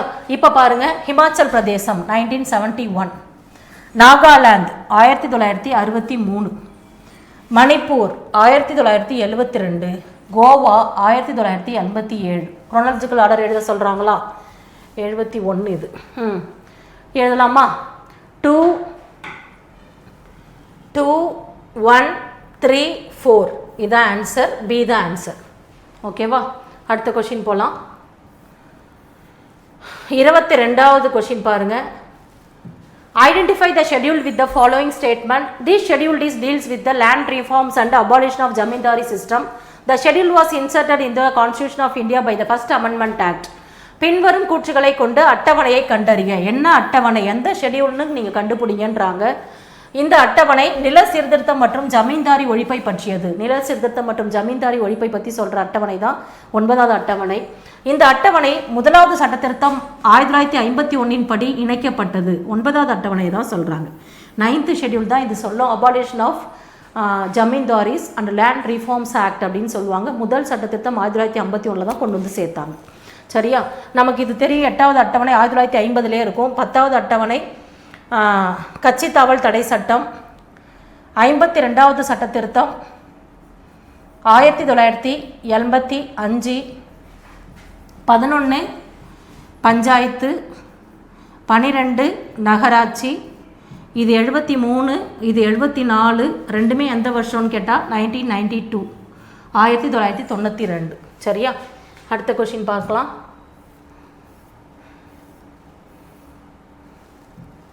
பின்வரும் முகவுரை தொடர்பான வழக்குகளை கால வரிசைப்படுத்துக. முகவுரை சம்பந்தமாக பிரியாம்பிள் அப்படின்னு நம்ம படிப்போம். பிரியாம்பிளில் இந்த வழக்குகள்லாம் படிப்போம். பொம்மை வழக்கு, எஸ்ஆர் பொம்மை வழக்கு 1994, எல்ஐசி வழக்கு 1995, பெருபாரி யூனியன் கேஸ் 1960, கேசவந்தா பாரதி வழக்கு 1973. அப்படின்னா ஆன்சர் பாருங்கள் 3, 4, 1, 2. 3, 4, 1, 2 இதான் ஆன்சர். ஓகேவா? அடுத்த கொஸ்டின் பாருங்கள். கீழ்காணும் வரிசையில் முகவுரை பற்றி சரியான தொடர் எது? இது அடிக்கடி கேட்குற கொஷின். குரூப் 1, குரூப் 2 ப்ரிலிமினரி நிறைய எக்ஸாமில் கேட்டிருக்காங்க. இந்திய மக்களாகிய நாம் இந்தியாவை இறையாண்மை மிக்க சமதர்ம மதசார்பற்ற மக்களாட்சி குடியரசு. இந்த 5 வார்த்தையும் லைனாக ஞாபகம் வச்சுக்கணும். இறையாண்மை மிக்க சமதர்ம சமய சார்பற்ற மக்களாட்சி குடியரசு. ஓகேவா? அதை மாற்றி மாற்றி கொடுத்துருந்தாங்கன்னா நம்ம கரெக்டாக எடுக்கணும். இது நம்ம ஞாபகம் வச்சுக்கிட்டு தான் இதை போட்டாகணும். அடுத்தது தவறான இணையை காண்க. அரசியலமைப்பின் முகவுரை பற்றி அரசியல் தலைவர்களின் கூற்று. முகவுரை பற்றி யாரெல்லாம் என்ன சொல்லிருக்கிறாங்க அப்படின்றாங்க. இறையாண்மையுடைய மக்களாட்சி குடியரசின் ஜாதகம் KM முன்ஷி. ஜாதகம் horoscope of the Indian constitution அப்படின்னு சொன்னது KM முன்ஷி. அரசியலமைப்பின் அணிகலன் ஆன்மா அப்படின்னு சொன்னது தாகூர்தாஸ் பர்காவா. எங்களை நீண்ட நாள் கனவு ஆசை அல்லாடி கிருஷ்ணசாமி ஐயர். எங்களுடைய நீண்ட நாள் கனவு ஆசைன்னு சொன்னது அல்லாடி கிருஷ்ணசாமி ஐயர். அமெரிக்க முகவோட மேலானது எங்களுடைய உயிர் மூச்சின்னு சொன்னது நீதிபதி இதயத்துல்லா தான் சொன்னார். இந்த சர் ஐவர் ஜென்னிங்ஸ் என்ன சொல்லிருப்பாருன்னா, வழக்கறிஞர்களின் சொர்க்கம் முகவுரை என்பது வழக்குகளின் சொர்க்கம் சொன்னது AV டைசி. வழக்கறிஞர்களின் சொர்க்கம் சொன்னது தான் சர் ஐவர் ஜென்னிங்ஸ். இந்த கொட்டேஷனை யாருங்க சொன்னார்னா நீதிபதி இதயத்துல்லா. அமெரிக்க முகவோட மேலானது எங்களுடைய உயிர் மூச்சின்னு சொன்னது நீதிபதி இதயத்துல்லா. அடுத்த கொஸ்டின் போகலாம். 26 இயல்பூட்டுதல் மூலம் குடியுரிமை பெற்ற குடிமகன் பின்வரும் எந்த முறைகளில் தன் குடியுரிமையை இழக்கிறார்? A citizen who acquired citizenship by naturalization in which of the following ways he she loses her citizenship அப்படின்றாங்க. என்ன சொல்கிறாங்க? இயல்புரிமையின் மூலமாக குடியுரிமை பெற்ற எந்தெந்த வழிகளெல்லாம் அவர் குடியுரிமையை இழந்துருவார். இந்தியாவிற்கு வெளியே தொடர்ந்து 7 ஆண்டுகள் வசிக்கும் போது, இந்தியாவுக்கு வெளியில் 7 வருஷம் தொடர்ந்து வசிக்கிறப்ப அவங்க இயல்புரிமை மூலமாக குடியுரிமை வாங்கினா கூட அது இழக்கப்படும். எதிரி நாடுகளுடன் வணிகம் செய்யும் போது, மோசடி செய்து குடியுரிமை பெறும்போது அப்படின்னா அனைத்தும் சரி அப்படின்றது தான் ஆன்சரு. இயல்புரிமை அப்படின்னா குடியுரிமை பெறுவதற்கான வழிகள் மொத்தம் 5, இழப்பதற்கான வழிகள் மொத்தம் 3. பெறுவதற்கான வழிகள் பிறப்பின் மூலம், மரபு அல்லது வம்சாவளியின் மூலம், பதிவு செய்தல் மூலம், இயல்புரிமையின் மூலம், பிரதேச இணைவின் மூலம். இயல்புரிமையின் மூலம் அப்படின்னா பை நேச்சுரலைசேஷன். அவங்களுடைய தாய்நாட்டு குடியுரிமை வேணான்னு எழுதி கொடுத்துட்டு இந்திய குடியுரிமையை வேண்டி விரும்பி வாங்கிப்பாங்க. சரியா? அந்த மாதிரி வேண்டி விரும்பி வாங்குறவங்களுக்கு என்னெல்லாம் சொல்லுவாங்க அப்படின்னா, என்ன கண்டிஷன் பூர்த்தி ஆகணும்? அவங்க அப்ளை பண்ணுறதுக்கு முன்னாடி தொடர்ந்து 12 மாதம் இந்தியாவில் தங்கியிருக்கணும். 8வது அட்டவணையில் ஏதாவது ஒரு மொழி அவங்களுக்கு பேசவும் எழுதவும் தெரிஞ்சிருக்கணும். அடுத்தது நல்ல அறிவு மிக்கவங்களாக இருக்கணும். சமூக சேவையிலையோ மனித நேயத்தில் மேம்பாட்டில் ஆர்வம் கொண்டவராக இருக்கணும் அப்படின்னு சொல்லியிருப்பாங்க. சரியா? அதில் அவங்க இயல்புரிமை மூலமாக குடியுரிமை வாங்கினா கூட இந்த மாதிரி கண்டிஷன்லாம் அவங்க இல்லை அப்படின்னா அவங்களுடைய குடியுரிமை பறிச்சிருவாங்க. வெளிநாட்டில் தொடர்ந்து 7 வருஷம் தங்கியிருந்தா, அடுத்து எதிரி நாடுகளுடன் வணிகம் தொடர்பு வச்சுருந்தா, அடுத்து மோசடி செஞ்சு தான் குடியுரிமை வாங்கிட்டாங்கன்னு தெரிஞ்சால் அவங்களுடைய குடியுரிமையெல்லாம் பறிச்சிருவாங்க. இந்த மாதிரி இயல்புரிமை மூலமாக குடியுரிமை பெற்றவர்கள் அன்னை தெரசா அப்படின்னு படிப்போம். சரியா? அடுத்தது பார்க்கலாம். இந்திய அரசியலமைப்பு சட்டப்பிரிவு 3, சட்டப்பிரிவு 3 ஆர்டிக்கல் 3 விதி சட்ட உறுப்பு எல்லாமே ஒன்று தான்.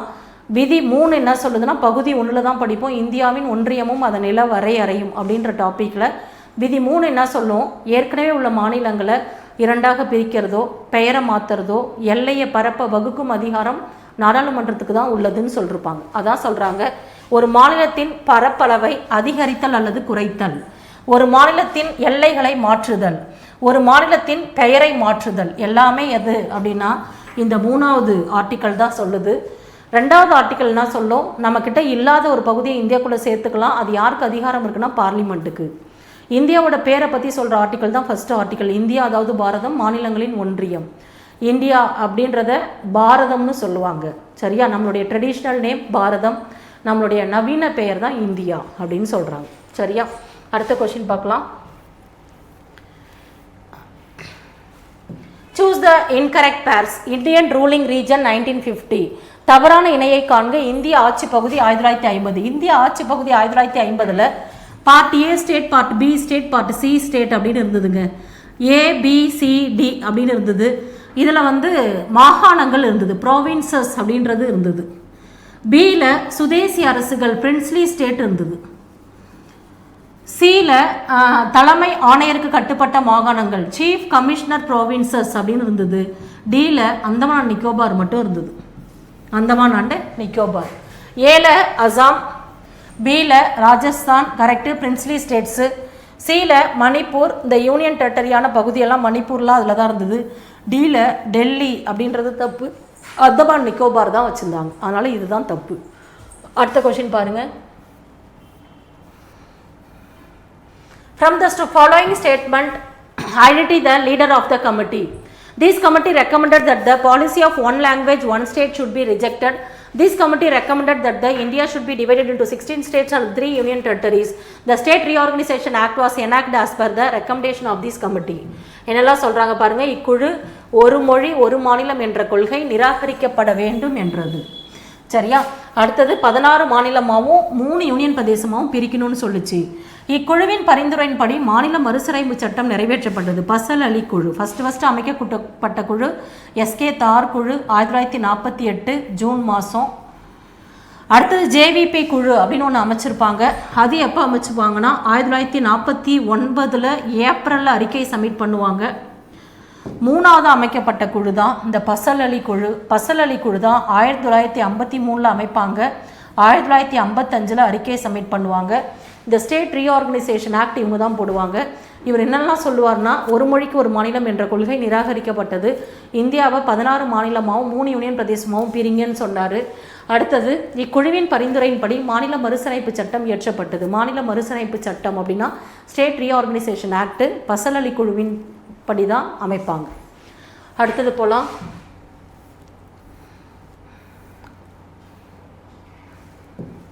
India and Bangladesh exchanged the boundary on May 1, 2015.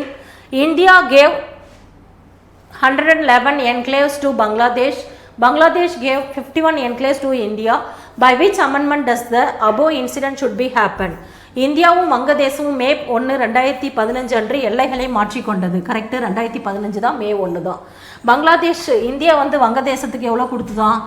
India பங்களாதேஷ்க்கு 111 பகுதியை கொடுத்துருக்கு. பங்களாதேஷ் திரும்ப இந்தியாவுக்கு என்ன கொடுத்தது? 51 பகுதியை கொடுத்தது. இது ரெண்டுமே சரி. சரியா? அடுத்தது இது எத்தனாவது சட்ட திருத்தத்தின் படி அப்படின்னு கேட்குறாங்க. 100வது சட்ட திருத்தம், 100th amendment act. 100th amendment act 2015 போட்டிருக்கிறாங்க. ஆர்டிக்கல் 100 என்னன்னு கேட்டாங்கன்னா கேஸ்டிங் ஓட், முடிவு வாக்கு. ஆர்டிக்கல் 100னா கேஸ்டிங் ஓட்டு. சட்ட திருத்தம் 100 அப்படின்னா பங்களாதேஷும் இந்தியாவும் என்ன பண்ணிக்கிட்டாங்க? அவங்களுடைய இடத்த பகிர்ந்துக்கிட்டாங்க. இவங்க 111 பகுதிகளை அவங்களுக்கும், அவங்க 51 பகுதிகளை இவங்களுக்கும் கொடுத்தாங்க. சரியா? அடுத்தது பார்க்கலாமா? மேக்ஸ் த ஃபாலோயிங்கில் கேட்டிருக்காங்க. 31வது கொஷின் பாருங்கள். இந்திய கவுன்சில் சட்டம் 1861. இந்திய கவுன்சில் சட்டம் 1861. பிரதிநிதித்துவ நிறுவனங்கள் அறிமுகப்படுத்தப்பட்டது. பிரதிநிதித்துவ நிறுவனங்கள் அப்படின்னா ரெப்ரசன்டேட்டிவ் இன்ஸ்டிடியூஷன் அப்படின்றதெல்லாம் அறிமுகப்படுத்தினது 1861 கவுன்சில் சட்டம். 1861 கவுன்சில் சட்டத்தின்படி தான் 1862 அவங்க ஏற்படுத்தின உச்சநீதிமன்றத்தை எல்லாத்தையும் உயர்நீதிமன்றமாக மாற்றிருப்பாங்க. சென்னை, கல்கத்தா, மும்பை. சரியா? அவங்க நம்மளை வந்து அடிமைப்படுத்தி வச்சுருக்கிறப்ப கிழக்கிந்தியா கம்பெனி நிறைய சட்டங்கள் போட்டுச்சு. இங்கிலாந்தும் நிறைய சட்டம் போட்டுச்சு. கிழக்கிந்தியா கம்பெனி 1773 ஒழுங்குமுறை சட்டத்திலேருந்து 1857 அந்த சிப்பாய் கழகம் நடக்கும். 1858 விக்டோரியா மகாராணி பேரறிக்கை அப்படின்னு ஒன்று வெளியிடுவாங்க. அது வரைக்குமே நம்மளை அடிமைப்படுத்தி வச்சிருந்தது யாருன்னா ஈஸ்ட் இந்தியா கம்பெனி. அந்த காலகட்டத்தில் நிறைய சட்டங்கள் போடுவாங்க. 1858க்கு மேலே நம்ம மேலே யார் சட்டம் போட்டான்னா இங்கிலாந்து போட்டுச்சு. அதோடைய சட்டத்தில் என்னென்னலாம் தீம் அப்படின்றத மட்டும் தெரிஞ்சுக்கிட்டா போதும். 1861 கவுன்சில் சட்டம் என்ன சொல்லுதுன்னா பிரதிநிதித்துவ நிறுவனங்கள் அறிமுகப்படுத்தப்பட்டது. இந்திய அரசு சட்டம் 1919 மாண்டேக் ஜேம்ஸ்போர்ட் சீர்திருத்தம் அப்படின்னு நீங்கள் படிப்பீங்க. இரட்டை ஆட்சி அறிமுகம். ஒதுக்கப்பட்ட பகுதிகள், ஒதுக்கப்பட்ட துறைகள் அப்படின்னு கொடுத்துருப்பாங்க. டிரான்ஸ்ஃபர்டு லிஸ்ட்டு, ரிசர்வ்டு லிஸ்ட்டு அப்படின்னு சொல்லிட்டு ஒரு முக்கியமான துறைகளெல்லாம் மத்திய இவங்க இங்கிலாந்துக்காரங்க வச்சுப்பாங்க. அதே மாதிரி டிரான்ஸ்ஃபர்டு லிஸ்ட்டை இந்தியர்களுக்காக ஒதுக்கியிருப்பாங்க. இப்போ பாதுகாப்புத்துறை, இராணுவம் இதெல்லாம் வந்து இங்கிலாந்து வச்சுக்கிட்டு சும்மா கல்வி, அடுத்தது வந்து இந்த சுகாதாரம் இதெல்லாம் வந்து இந்தியர்களுக்காக கொடுத்துருப்பாங்க. அதுதான் இரட்டை ஆட்சி அறிமுகப்படுத்தப்பட்டது. அடுத்தது இந்திய கவுன்சில் சட்டம் 1892 தேர்தல் தத்துவம் அறிமுகப்படுத்தப்பட்டது. தேர்தல் தத்துவமெல்லாம் அறிமுகப்படுத்தப்பட்டது எப்போனா 1892 கவுன்சில் சட்டம். பிட் இந்தியா சட்டம் 1784 இந்திய விவகாரங்கள் பிரிட்டிஷ் அரசாங்கத்தின் நேரடி கட்டுப்பாட்டில் கொண்டு வரப்பட்டது. இந்திய விவகாரங்கள் பிரிட்டிஷ் அரசாங்கத்தோட நேரடி கட்டுப்பாட்டுக்கு வந்தது எப்போனா பிட் இந்தியா சட்டம் 1784. டி தான் ஆன்சர் 3152. சரியா? அடுத்தது பார்க்கலாம்.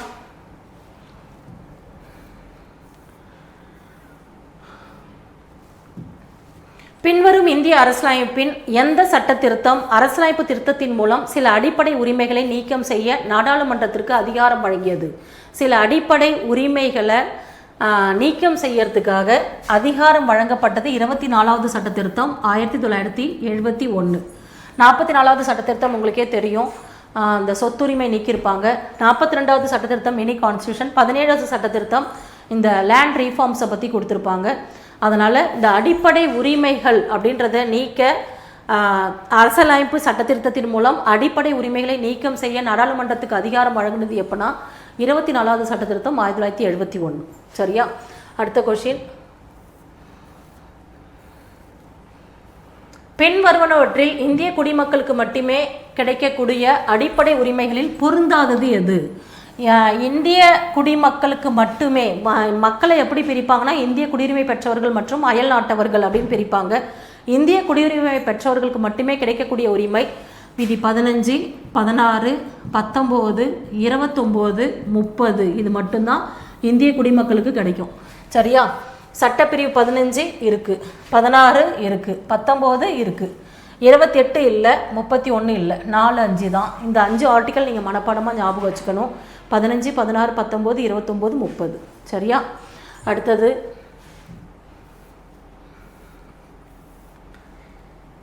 பின்வரும் கூற்றுகளை கொண்டு சரியான நபரை கண்டறிக. இவர் திருத்தணியை தமிழகத்தோடு இணைக்க எல்லை போராட்ட வீரர்.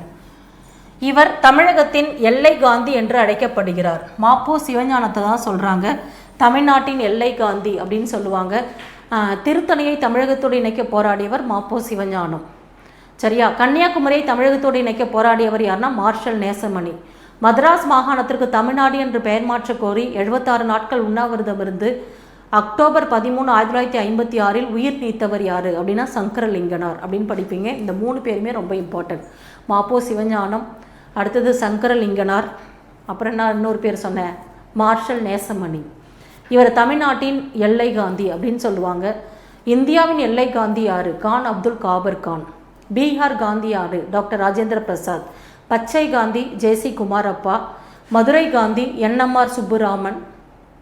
கருப்பு காந்தி காமராஜர். அமெரிக்காவின் காந்தி மார்ட்டின் லூதர் கிங். தென்னாட்டு காந்தி அண்ணா. தட்சிண காந்தி ராஜாஜி. ஓகேவா? தட்சிண காந்தி ராஜாஜி. தமிழ்நாட்டின் காந்தி திருவிகா. இது வந்து போன வாட்டி குரூப் 1ல் ப்ரிலிமினரியில் கேட்ட கொஷின். இந்த காந்தி அப்படின்றது எல்லாத்தையும் ஞாபகம் வச்சுக்கோங்க. ஓகேவா? இந்த மாப்போ சிவஞானத்தோட சுயசரிதை தான் எனது போராட்டம் அப்படின்னு நம்ம படிப்போம். என் கதை அப்படின்றது நாமக்கல் கவிஞரோட சுயசரிதை. என் சரிதம் அப்படின்றது உவேசாவோட சுயசரிதை. எனது போராட்டம் அப்படின்றது மாப்போ சிவஞானத்தோட சுயசரிதை. அடுத்த கொஸ்டின் பார்க்கலாம்.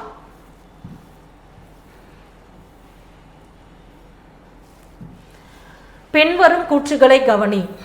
இந்திய அரசியலமைப்பு பகுதி 2 சட்டப்பிரிவு 5லேருந்து 12 வரை குடியுரிமை பற்றி கூறுகிறது. 5லேருந்து 11 தான் குடியுரிமை பற்றி சொல்லும். 12ன்னு கொடுத்துருக்காங்க, இது தப்பு. இந்தியாவில் குடியுரிமை அயர்லாந்து அரசியலமைப்பிலிருந்து பெறப்பட்டது. குடியுரிமை கொண்ட கொள்கை இங்கிலாந்து அரசியலமைப்பிலிருந்து பெறப்பட்டது. ஒருவர் தனது குடியுரிமையை மாற்ற முடியும், இது கரெக்டு. மற்றது 2மே தப்பு.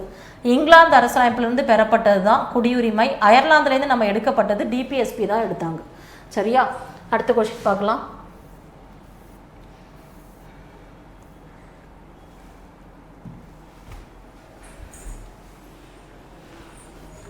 அடுத்தது பாருங்க. பின்வருவனவற்றில் சட்டப்பிரிவு 33 தொடர்புடைய சட்டங்களை வரிசைப்படுத்துக. ஆர்டிகல் 33 என்ன சொல்லும் அப்படின்னா மூணு சேமாக இருக்குது. யாருங்க அப்படின்னா இராணுவம் மற்றும் பொது அமைதியை காக்கும் பணியில் உள்ளவர்களுக்கு பொருந்தும் சட்டம் நாடாளுமன்றத்தால் தீர்மானிக்கப்படுகிறது அப்படின்னு படிப்போம். இராணுவம் மற்றும் பொது அமைதியை காக்கும் பணியில் உள்ளவர்களுக்கு பொருந்துகின்ற சட்டம் நாடாளுமன்றத்தால் தீர்மானிக்கப்படுகிறது. நிறைய சட்டங்கள் கொடுத்துட்டாங்க. காவல் படை சட்டம், கடற்படை சட்டம், இராணுவ சட்டம், எல்லை பாதுகாப்பு படை சட்டம். காவல் படை சட்டம் அப்படின்றது போலீஸ் ஃபோர்ஸ் ஆக்ட் அப்படின்றது எப்போ போட்டாங்க? போலீஸ் ஃபோர்ஸ் ஆக்ட் 1966, இராணுவ சட்டம் 1950, கடற்படை சட்டம் 1957, எல்லை பாதுகாப்பு படை சட்டம் 1968. கரெக்டாக வருதா பாருங்கள். 3, 2, 1, 4. சூப்பர், வந்துருச்சு. எல்லை பாதுகாப்பு படை சட்டம் 1966. இது எப்படி ஞாபகம் வச்சுக்கலாம் அப்படின்னா, 6 வெள்ளம் வரப்போ ஆற்றுல வெள்ளம் வரும், அப்போ காவல் நிற்பாங்க. 6 அப்படின்னு ஞாபகம் வச்சுக்கணும். இராணுவம் நம்ம நாடு குடியரசு ஆனப்பயே நமக்கு இராணுவம் தேவைப்பட்டது 1950. நம்மளுடைய குடியரசு தினம் ஜனவரி 26, 1950. இராணுவம் தேவை அப்படின்னு அப்பயே உருவாக்கிட்டாங்கன்னு ஞாபகம் வச்சுக்கோங்க. கடற்படை 1857 சிப்பாய் கழகம் நடக்கும். சரியா? சிப்பாய் கழகத்துலேருந்து 100 வருஷம் கழித்து நம்ம கடற்படையெல்லாம் ஸ்ட்ராங் பண்ணோம். அடுத்தது எல்லை பாதுகாப்பு, 8 இருந்தால் எல்லையை பாதுகாக்கலாம் அப்படின்ற மாதிரி ஞாபகம் வச்சுக்கோங்க. 1968. இது ரொம்ப இம்பார்ட்டன்ட். ஏற்கனவே நம்ம ஸ்கூல் புக்லேயும் இந்த இயர்ஸ்லாம் இருக்கும். இதை டக்குன்னு கேட்டுருவாங்க. இதை நல்லா ஞாபகம் வச்சுக்கணும். இயரெல்லாம் திரும்ப திரும்ப படித்தா மட்டும்தான் ஞாபகம் வரும். சரியா? Police force act 1966, navy act 1957, army act 1950, எல்லை பாதுகாப்பு படை சட்டம் பார்டர் செக்யூரிட்டி ஃபோர்ஸ் ஆக்ட் 1968. அடுத்த கொஷின் போகலாம். Arrange the following security acts in chronological order. Security acts in article 22 அப்படின்னு நம்ம படிப்போம். தடுப்பு காவல் சட்டம், ப்ரிவென்டிவ் டிடென்ஷன் அப்படின்னு படிப்பீங்க. நிறைய சட்டங்கள் நம்ம பார்ப்போம். TADA act, POTA act, PDA, preventive detention act, NASA, national security act, COFEPOSA, conservation of foreign exchange and prevention of smuggling activities act, TADA, POTA அப்படின்னு நிறைய படிப்போம். அதுதான் கொடுத்துருக்குறாங்க.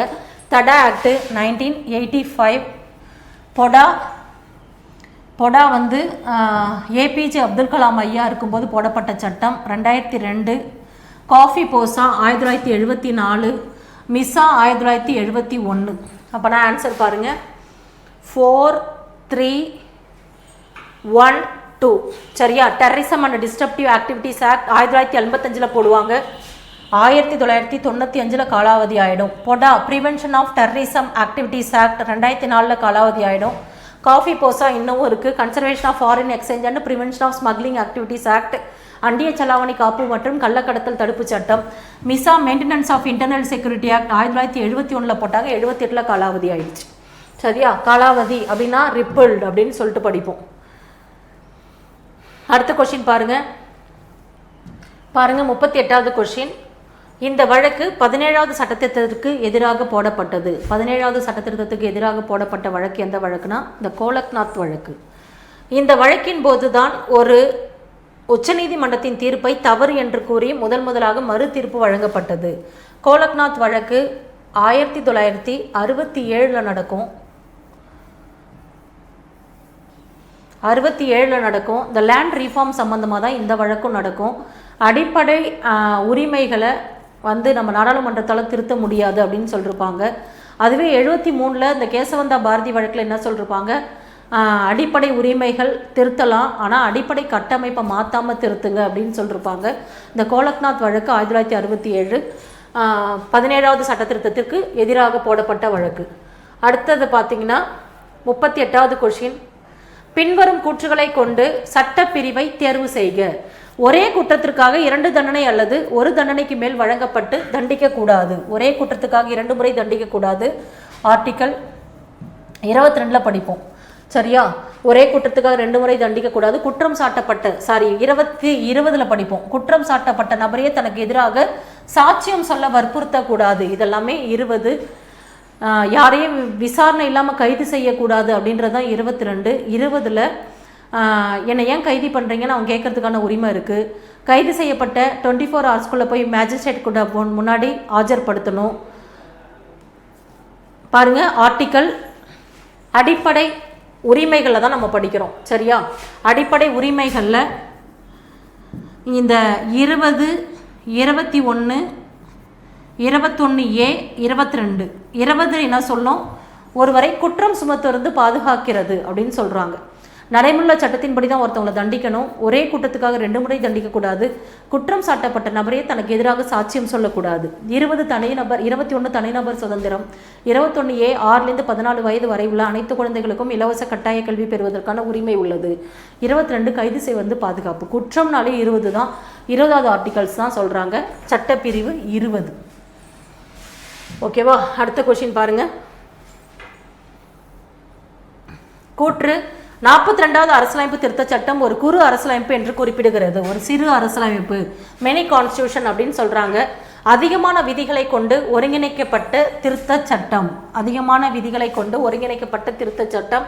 கூற்று மற்றும் காரணம் சரி, மேலும் காரணம் கூற்றுக்கான சரியான விளக்கமாகும். அடுத்தது, இச்சட்டம் இல்லையெனில் இந்திய அரசியலமைப்பு செல்லாத அரசியலமைப்பாக இருக்கும். இச்சட்டப்பிரிவானது இந்திய அரசியலமைப்பின் இதயம் மற்றும் ஆன்மா, heart and soul of the constitution அப்படின்னு சொல்கிறாங்க. அம்பேத்கர் சொல்கிறாரு, இந்த சட்டப்பிரிவு இல்லைன்னா அரசியலமைப்பே செல்லாததாக இருக்கும் அப்படின்னு சொன்னது விதி 32 தான் சொன்னார். The heart and soul of the constitution. இச்சட்டப்பிரிவு இல்லையெனில் இந்திய அரசியலமைப்பு செல்லாத அரசியலமைப்பாக இருக்கும். இச்சட்டப்பிரிவானது இந்திய அரசியலமைப்பின் இதயம் மற்றும் ஆன்மாவாக இருக்கிறது அப்படின்னு சொன்னது விதி 32 தான். அம்பேத்கர் தான் சொல்லுவார். விதி 32 தான் நம்ம என்ன பண்ணுவோம்? நீதி பேராணைகளை பிறப்பிக்கும் அதிகாரம் உள்ளது. உச்சநீதிமன்றத்துக்கு உள்ளதுன்னு சொல்கிறது 32, ஹைகோர்ட்டுக்கு உள்ளதுன்னு சொல்கிறது 226. அடிப்படை உரிமை நமக்கு மறுக்கப்பட்டால் நம்ம டைரெக்டாக உச்சநீதிமன்றத்துக்கு போகலாம் அப்படின்றது 32. அதுவே உயர்நீதிமன்றத்துக்கு போகலாமா? 226. அடுத்த கொஸ்டின் பாருங்க. பின்வருவற்றில் ஒற்றை குடியுரிமை பின்பற்றும் நாடுகளில் பொருந்தாதது. ஒற்றை குடியுரிமைனாலே உங்களுக்கு தெரியும், இந்தியா, இங்கிலாந்து, பிரான்ஸ். இரட்டை குடியுரிமை கொண்ட நாடுகள் அமெரிக்கா, கனடா, சுவிட்சர்லாந்து அப்படின்னு படிப்போம். அமெரிக்கா, கனடா, சுவிட்சர்லாந்துலலாம் இரட்டை குடியுரிமை. ஸ்டேட்டுக்குன்னு ஒரு குடியுரிமையும் சென்ட்ரலுக்குன்னு ஒரு குடியுரிமையும் வச்சுப்பாங்க. அதனால் இரட்டை குடியுரிமை கொண்ட நாடுகள் தான் அமெரிக்கா, கனடா, சுவிட்சர்லாந்து. அடுத்தது பாருங்கள்.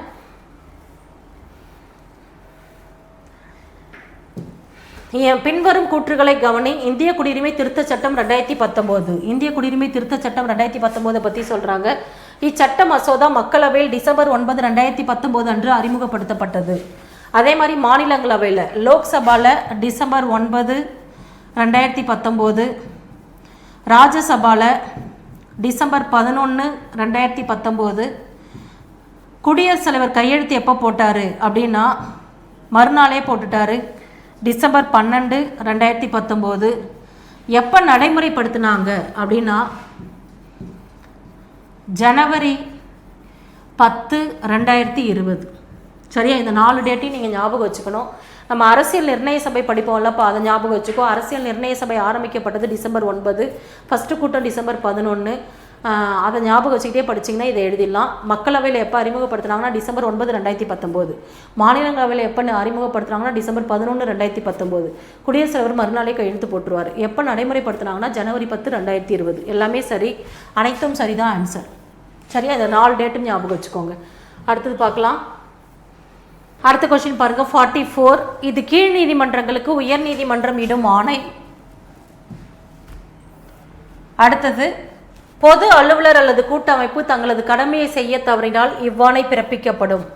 மேற்காணும் கூற்றுகளில் தொடர்புடைய நீதி பேராணை எது அப்படின்னு கேட்குறாங்க. ரிட்ஸை பற்றி கேட்குறாங்க.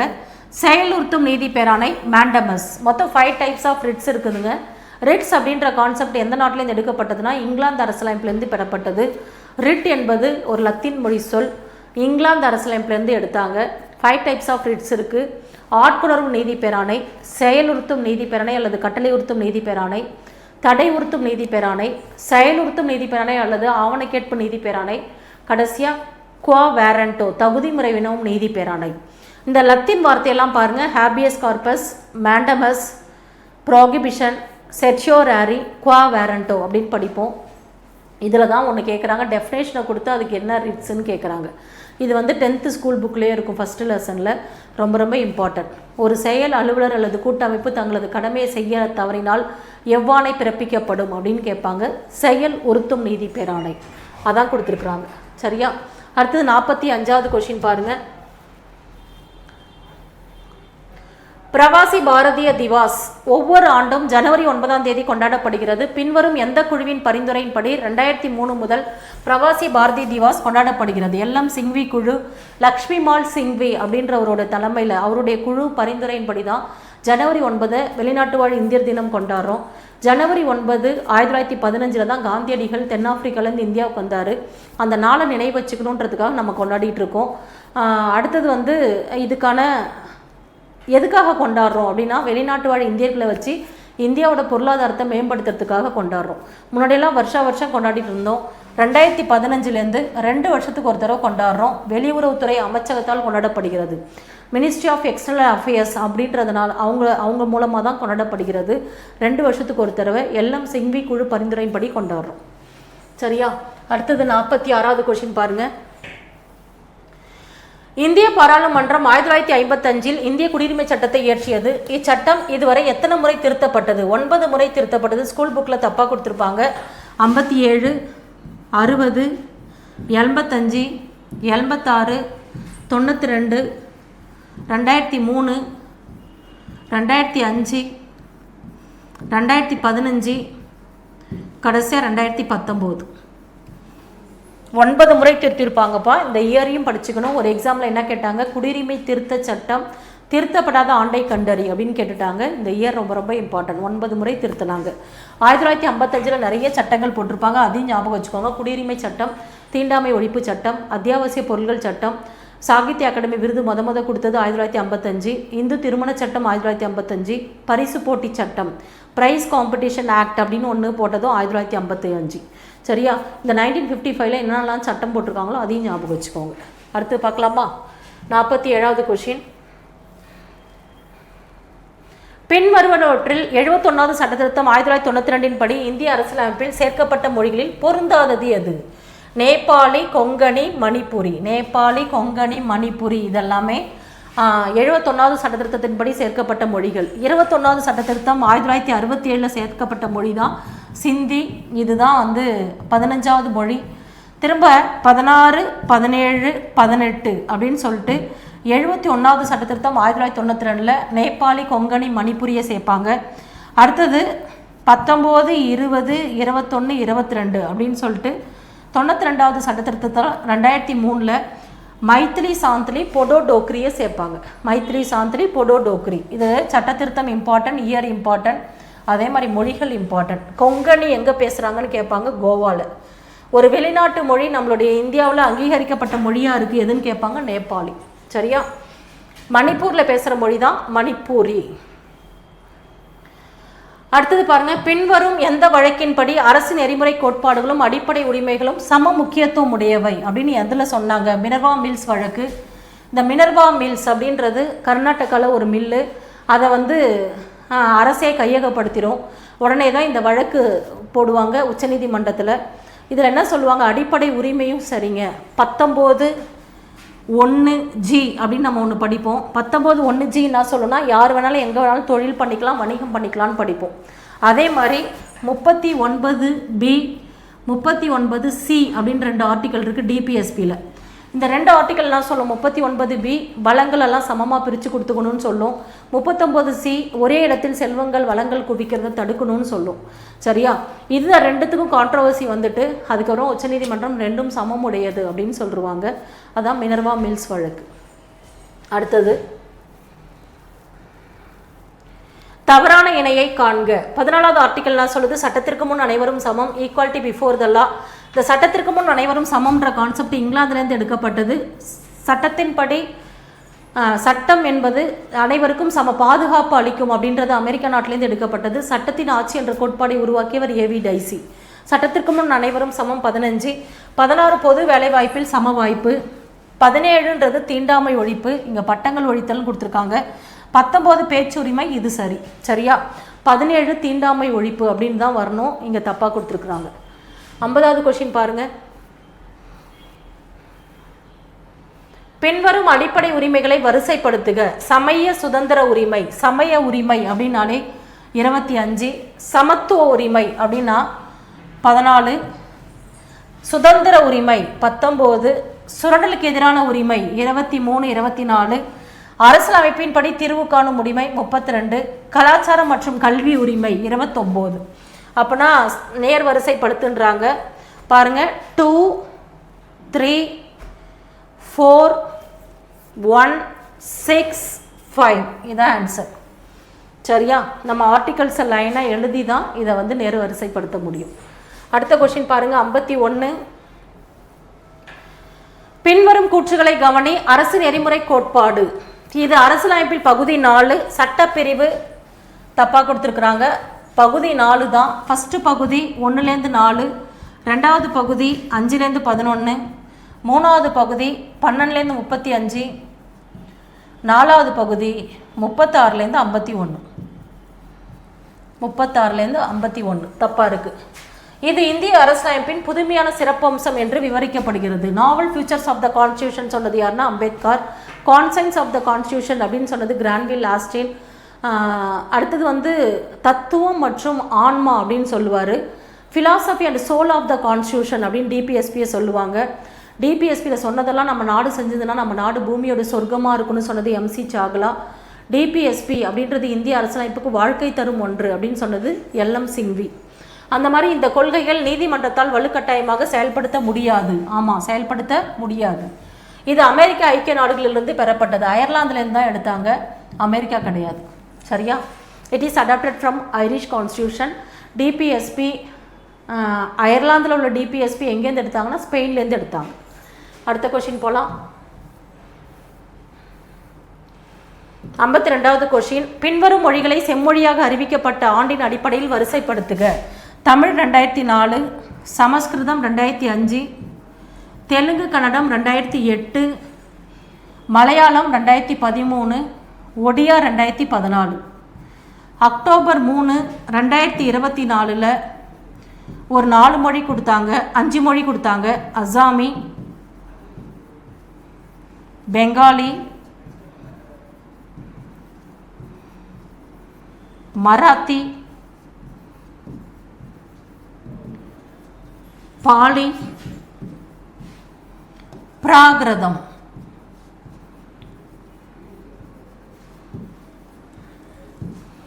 சரியா? ஆன்சர் பாருங்க. 4, 5, 3, 2, 1 செம்மொழிகள். அடுத்து பார்க்கலாமா? மொத்தம் எத்தனை மொழி செம்மொழி இருக்குன்னா 11 மொழி செம்மொழி இருக்கு. Classical languages 11. இப்போ கடைசியாக சேர்த்தது இது. அடுத்தது பாருங்க. இந்திய அரசியலமைப்பின் எந்த சட்டப்பிரிவின் படி அடிப்படை உரிமைகளை பறிப்பதற்காகவோ அல்லது மீறுவதற்காகவோ அரசு எந்த சட்டங்களையும் இயற்றக்கூடாது? அடிப்படை உரிமை பறிக்கிற மாதிரி எந்த சட்டமும் இயற்றக்கூடாது அப்படின்றது தான் 13. 12 என்ன படிப்போனா அரசு என்பதற்கான வரையறை, டெஃபினேஷன் ஃபார் ஸ்டேட். 13 அடிப்படை உரிமை மீறுற மாதிரி சட்டம் போட்டால் அந்த சட்டம் செல்லாது அப்படின்னு சொல்லியிருப்பாங்க.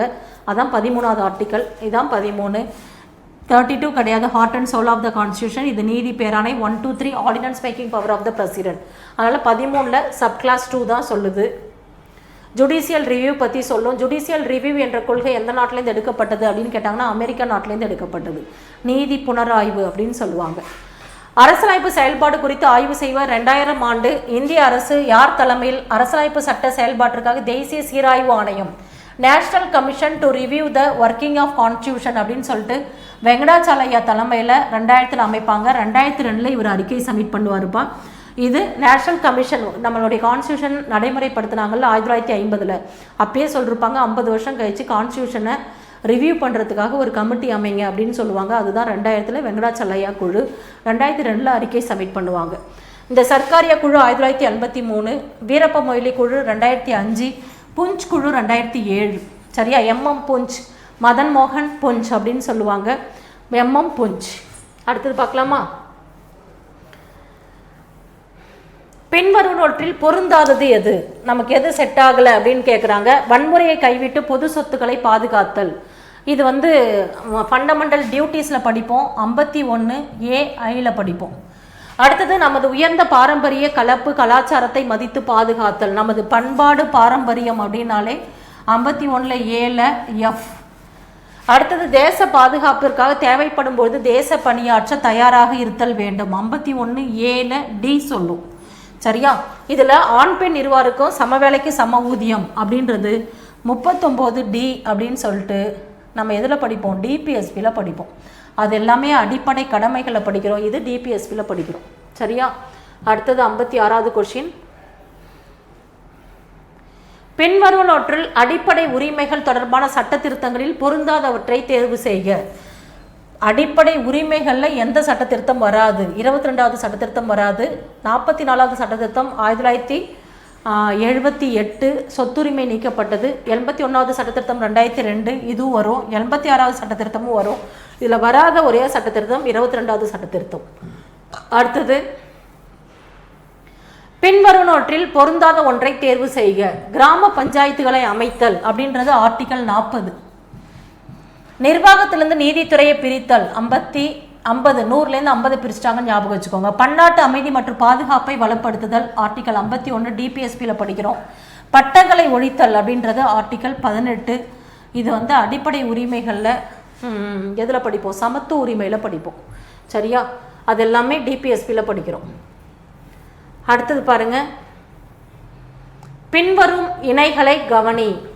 கேசவந்தா பாரதி வழக்கு கடவுச்சீட்டு வழக்கு தப்பு. கேசவந்தா பாரதி வழக்கு தான் அடிப்படை உரிமைகள் வழக்குன்னுவாங்க. மேனகா காந்தி வழக்கு தான் கடவுச்சீட்டு வழக்குன்னுவாங்க. ஐஆர் கோகலே வழக்கு 2007 நடக்கும். இதுதான் 9வது அட்டவணை வழக்கு அப்படின்னு சொல்லுவாங்க. 3ஆம் இணை மட்டும்தான் சரி. சரியா? இந்த கேசவந்தா பாரதி வழக்கு தான் அடிப்படை உரிமைகள் வழக்குன்னுவாங்க. மேனகா காந்தி வழக்கு தான் கடவுச்சீட்டு வழக்கு, பாஸ்போர்ட் கேஸ் அப்படின்னு சொல்லுவாங்க. அடுத்த கொஸ்டின். பின்வரும் கூற்றுகளை கவனி. 97வது சட்ட திருத்தம். 97வது சட்ட திருத்தத்தில் இந்த கூட்டுறவு சங்கங்கள் அப்படின்னு ஒன்று அமைப்பாங்க. 43B உருவாக்கப்பட்டது. தன்னார்வ தொண்டு அமைப்புகள் மற்றும் கூட்டுறவு சங்கங்களோட மேலாண்மையை ஊக்குவிக்கணும். இது கூட்டுறவு சங்கங்களின் தொழில்முறை மேலாண்மையை ஊக்குவித்தல் பற்றி கூறுகிறது. இச்சட்டப்பிரிவு பிப்ரவரி 2012 முதல் செயல்படுத்தப்பட்டது. பிப்ரவரி 2012 முதல் செயல்படுத்தப்பட்டது. சரி. 97வது சட்ட திருத்தம் 2011 கொண்டு வராங்க. எப்போ செயல்படுத்துகிறாங்கன்னா பிப்ரவரி 2012. எல்லாமே சரி. அடுத்த கொஸ்டின்.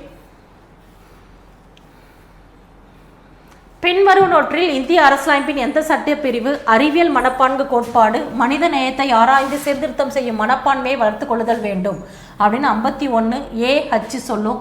ஹை தாட்ஸ் ஹியூமானிட்டி அப்படின்னு ஞாபகம் வச்சுக்கோங்க. H for high thoughts, H for humanity ரெண்டுமே சொல்லியிருப்பாங்க. மனித நேயத்தை பற்றி சொல்லியிருப்பாங்க. அடுத்தது ஹை தாட்ஸை பற்றி சொல்லியிருப்பாங்க. ஓகேவா? ஏ அரசியலமைப்பின் படி நடந்து கொள்ளுதல் வேண்டும்னுவாங்க. பியில் நம்மளுடைய சுதந்திர போராட்டத்துக்கு தூண்டுகோலாக அமைந்த உயர்ந்த நோக்கங்களை போற்றி பின்பற்றணும். ஈல எல்லாக்கிட்டையும் நம்ம சகோதர உணர்வுடன் நடந்துக்கணும் அப்படின்னு கொடுத்துருப்பாங்க. அடுத்தது 61வது கொஸ்டின். இந்திய அரசியலமைப்பின் எந்த சட்ட திருத்தத்தின்படி அரசியலமைப்பின் முகவுரையில் கூறப்பட்டுள்ள இறையாண்மை கொண்ட குடியரசு என்பதை இறையாண்மை, சமதர்மம், சமய சார்பற்ற மக்களாட்சி குடியரசு என்றும் நாட்டின் ஒருமைப்பாடு என்ற சொற்றொடரை நாட்டின் ஒற்றுமை மற்றும் ஒருமைப்பாடு என்றும் மாற்றப்பட்டது? 42வது சட்ட திருத்தம் 1976 ஒரே ஒரு தடவை தான் முகவுரை திருத்திருப்பாங்க. ஒரு 3 வார்த்தையை ஆட் பண்ணிருப்பாங்க. சமதர்மம், சமய சார்பற்ற ஒருமைப்பாடு. அடுத்த கொஸ்டின். இந்திய அரசியலமைப்பின் சட்டப்பிரிவு 44 நாடு முழுவதும் பொதுவான சிவில் சட்டத்தை கொண்டு வருதல் பற்றி கூறுகிறது. இச்சட்டத்தை முதலாக அமல்படுத்தப்பட்ட மாநிலம் உத்தரகாண்ட். நாடு முழுவதும் பொதுவான சிவில் சட்டம் அப்படின்னு படிப்போம். சிவில்னாலே திருமண தகராறு, சொத்து, விவாகரத்து போன்றவை ஒவ்வொரு மதத்துக்கும் ஒரு மாதிரி இருக்குது. இப்போ திருமணம்னு எடுத்துக்கிட்டிங்கன்னா இந்து திருமண சட்டம், இஸ்லாமிய திருமண சட்டம் அப்படின்னு இருக்குது. நாடு முழுவதும் ஒரே மாதிரியான சிவில் சட்டத்தை கொண்டு வரணும் அப்படின்னு சொல்லியிருப்பாங்க. ஆனால் சென்ட்ரல் கவர்மெண்ட்டில் நம்ம இன்னும் சட்டமாக கொண்டு வரல. ஸ்டேட்டில் உத்தரகாண்டில் ஃபஸ்ட்டு பண்ணிட்டாங்க. இப்போ 2வதாக குஜராத்தில் ஒரே மாதிரியான சிவில் சட்டத்தை நடைமுறைப்படுத்தியிருக்கிறாங்க. ஃபஸ்ட்டு ஸ்டேட்டு உத்தரகாண்ட், 2வது குஜராத். அடுத்தது,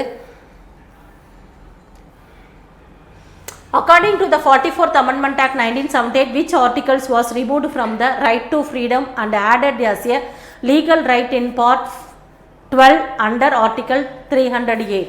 இந்த சொத்துரிமை அப்படின்றது நீக்கிட்டாங்க. 19(1)F நீக்கிட்டாங்க. இப்போ எடுத்துகிட்டு போய் எங்கே வச்சுருக்காங்க அப்படின்னா பகுதி 12ல் விதி 307 ஒரு சட்ட உரிமையாக வச்சுருக்காங்க, ஒரு லீகல் ரைட்ஸாக வச்சுருக்காங்கப்பா. அதை தான் சொல்கிறாங்க. 44வது சட்ட திருத்தம் 1978 படி 19(1)F நீக்கப்பட்டது. சரியா? அடுத்தது, பின்வரும் கூற்றுகளை கவனி. அடிப்படை உரிமைகள் இவை கனடா நாட்டின் அரசியலமைப்பிலிருந்து பெறப்பட்டது. அடிப்படை உரிமை அமெரிக்காவிலிருந்து தான் எடுத்தோம். இவை நீதிமன்ற சட்டத்தால் செயல்படுத்த முடியும். ஆமாம், அதுக்கு தான் நம்ம 32, 226 படிக்கிறோம். இந்த உரிமைகள் நாட்டின் அரசியல் ஜனநாயகத்தை வலுப்படுத்துகின்றது. ஆமாம், ஜனநாயகம் மற்றும் அரசியலை வலுப்படுத்துகிறது அப்படின்றது தான் நமக்கு அடிப்படை உரிமை. இது ரெண்டும் கிடையாது. 2 மற்றும் 3 சரி, 1 தவறு. அடிப்படை உரிமைகள் அமெரிக்க அரசியலமைப்பிலிருந்து பெறப்பட்டது. அடுத்தது பார்க்கலாம். பின்வரும் கூற்றுகளுடன் தொடர்புடைய சட்ட பிரிவு எது? ஏழைகளுக்கு இலவச சட்ட உதவி வழங்குவதன் மூலம் சமமான நீதி கிடைக்க வழிவகை செய்தல். சமமான நீதி, equal justice, equal legal eight அப்படின்னு சொல்லுவாங்க. அடுத்து இச்சட்டப்பிரிவின் படி இலவச சட்ட சேவை மையம், நால்சா அப்படின்னு சொல்லுவாங்க. National NALSA NA legal service authority act. National legal service authority act எப்போ போட்டாங்கன்னு கேட்பாங்க. 1987. 39A தான் சொல்லுது. 39 கேபிட்டல் லெட்டர் A 1976 42வது சட்டத்தில் தான் கொண்டு வருவாங்க. அதுதான் ஏழைகளுக்கு இலவச சட்ட உதவி கொடுப்பதன் மூலம் சமமான நீதி கிடைக்க வழிவகை செய்தல். Legal service authority act, national legal service authority act 1987 போட்டிருப்பாங்க. சரியா? அடுத்தது 66வது கொஸ்டின். கீழ்காணும் சுரண்டலுக்கு எதிரான உரிமை பற்றி வாக்கியங்களை கவனி. சரியான வாக்கியங்களை கண்டறிக. எழுத்து வடிவம் மற்றும் சிறுபான்மையின் கலாச்சார மொழிகளை பாதுகாத்தல்.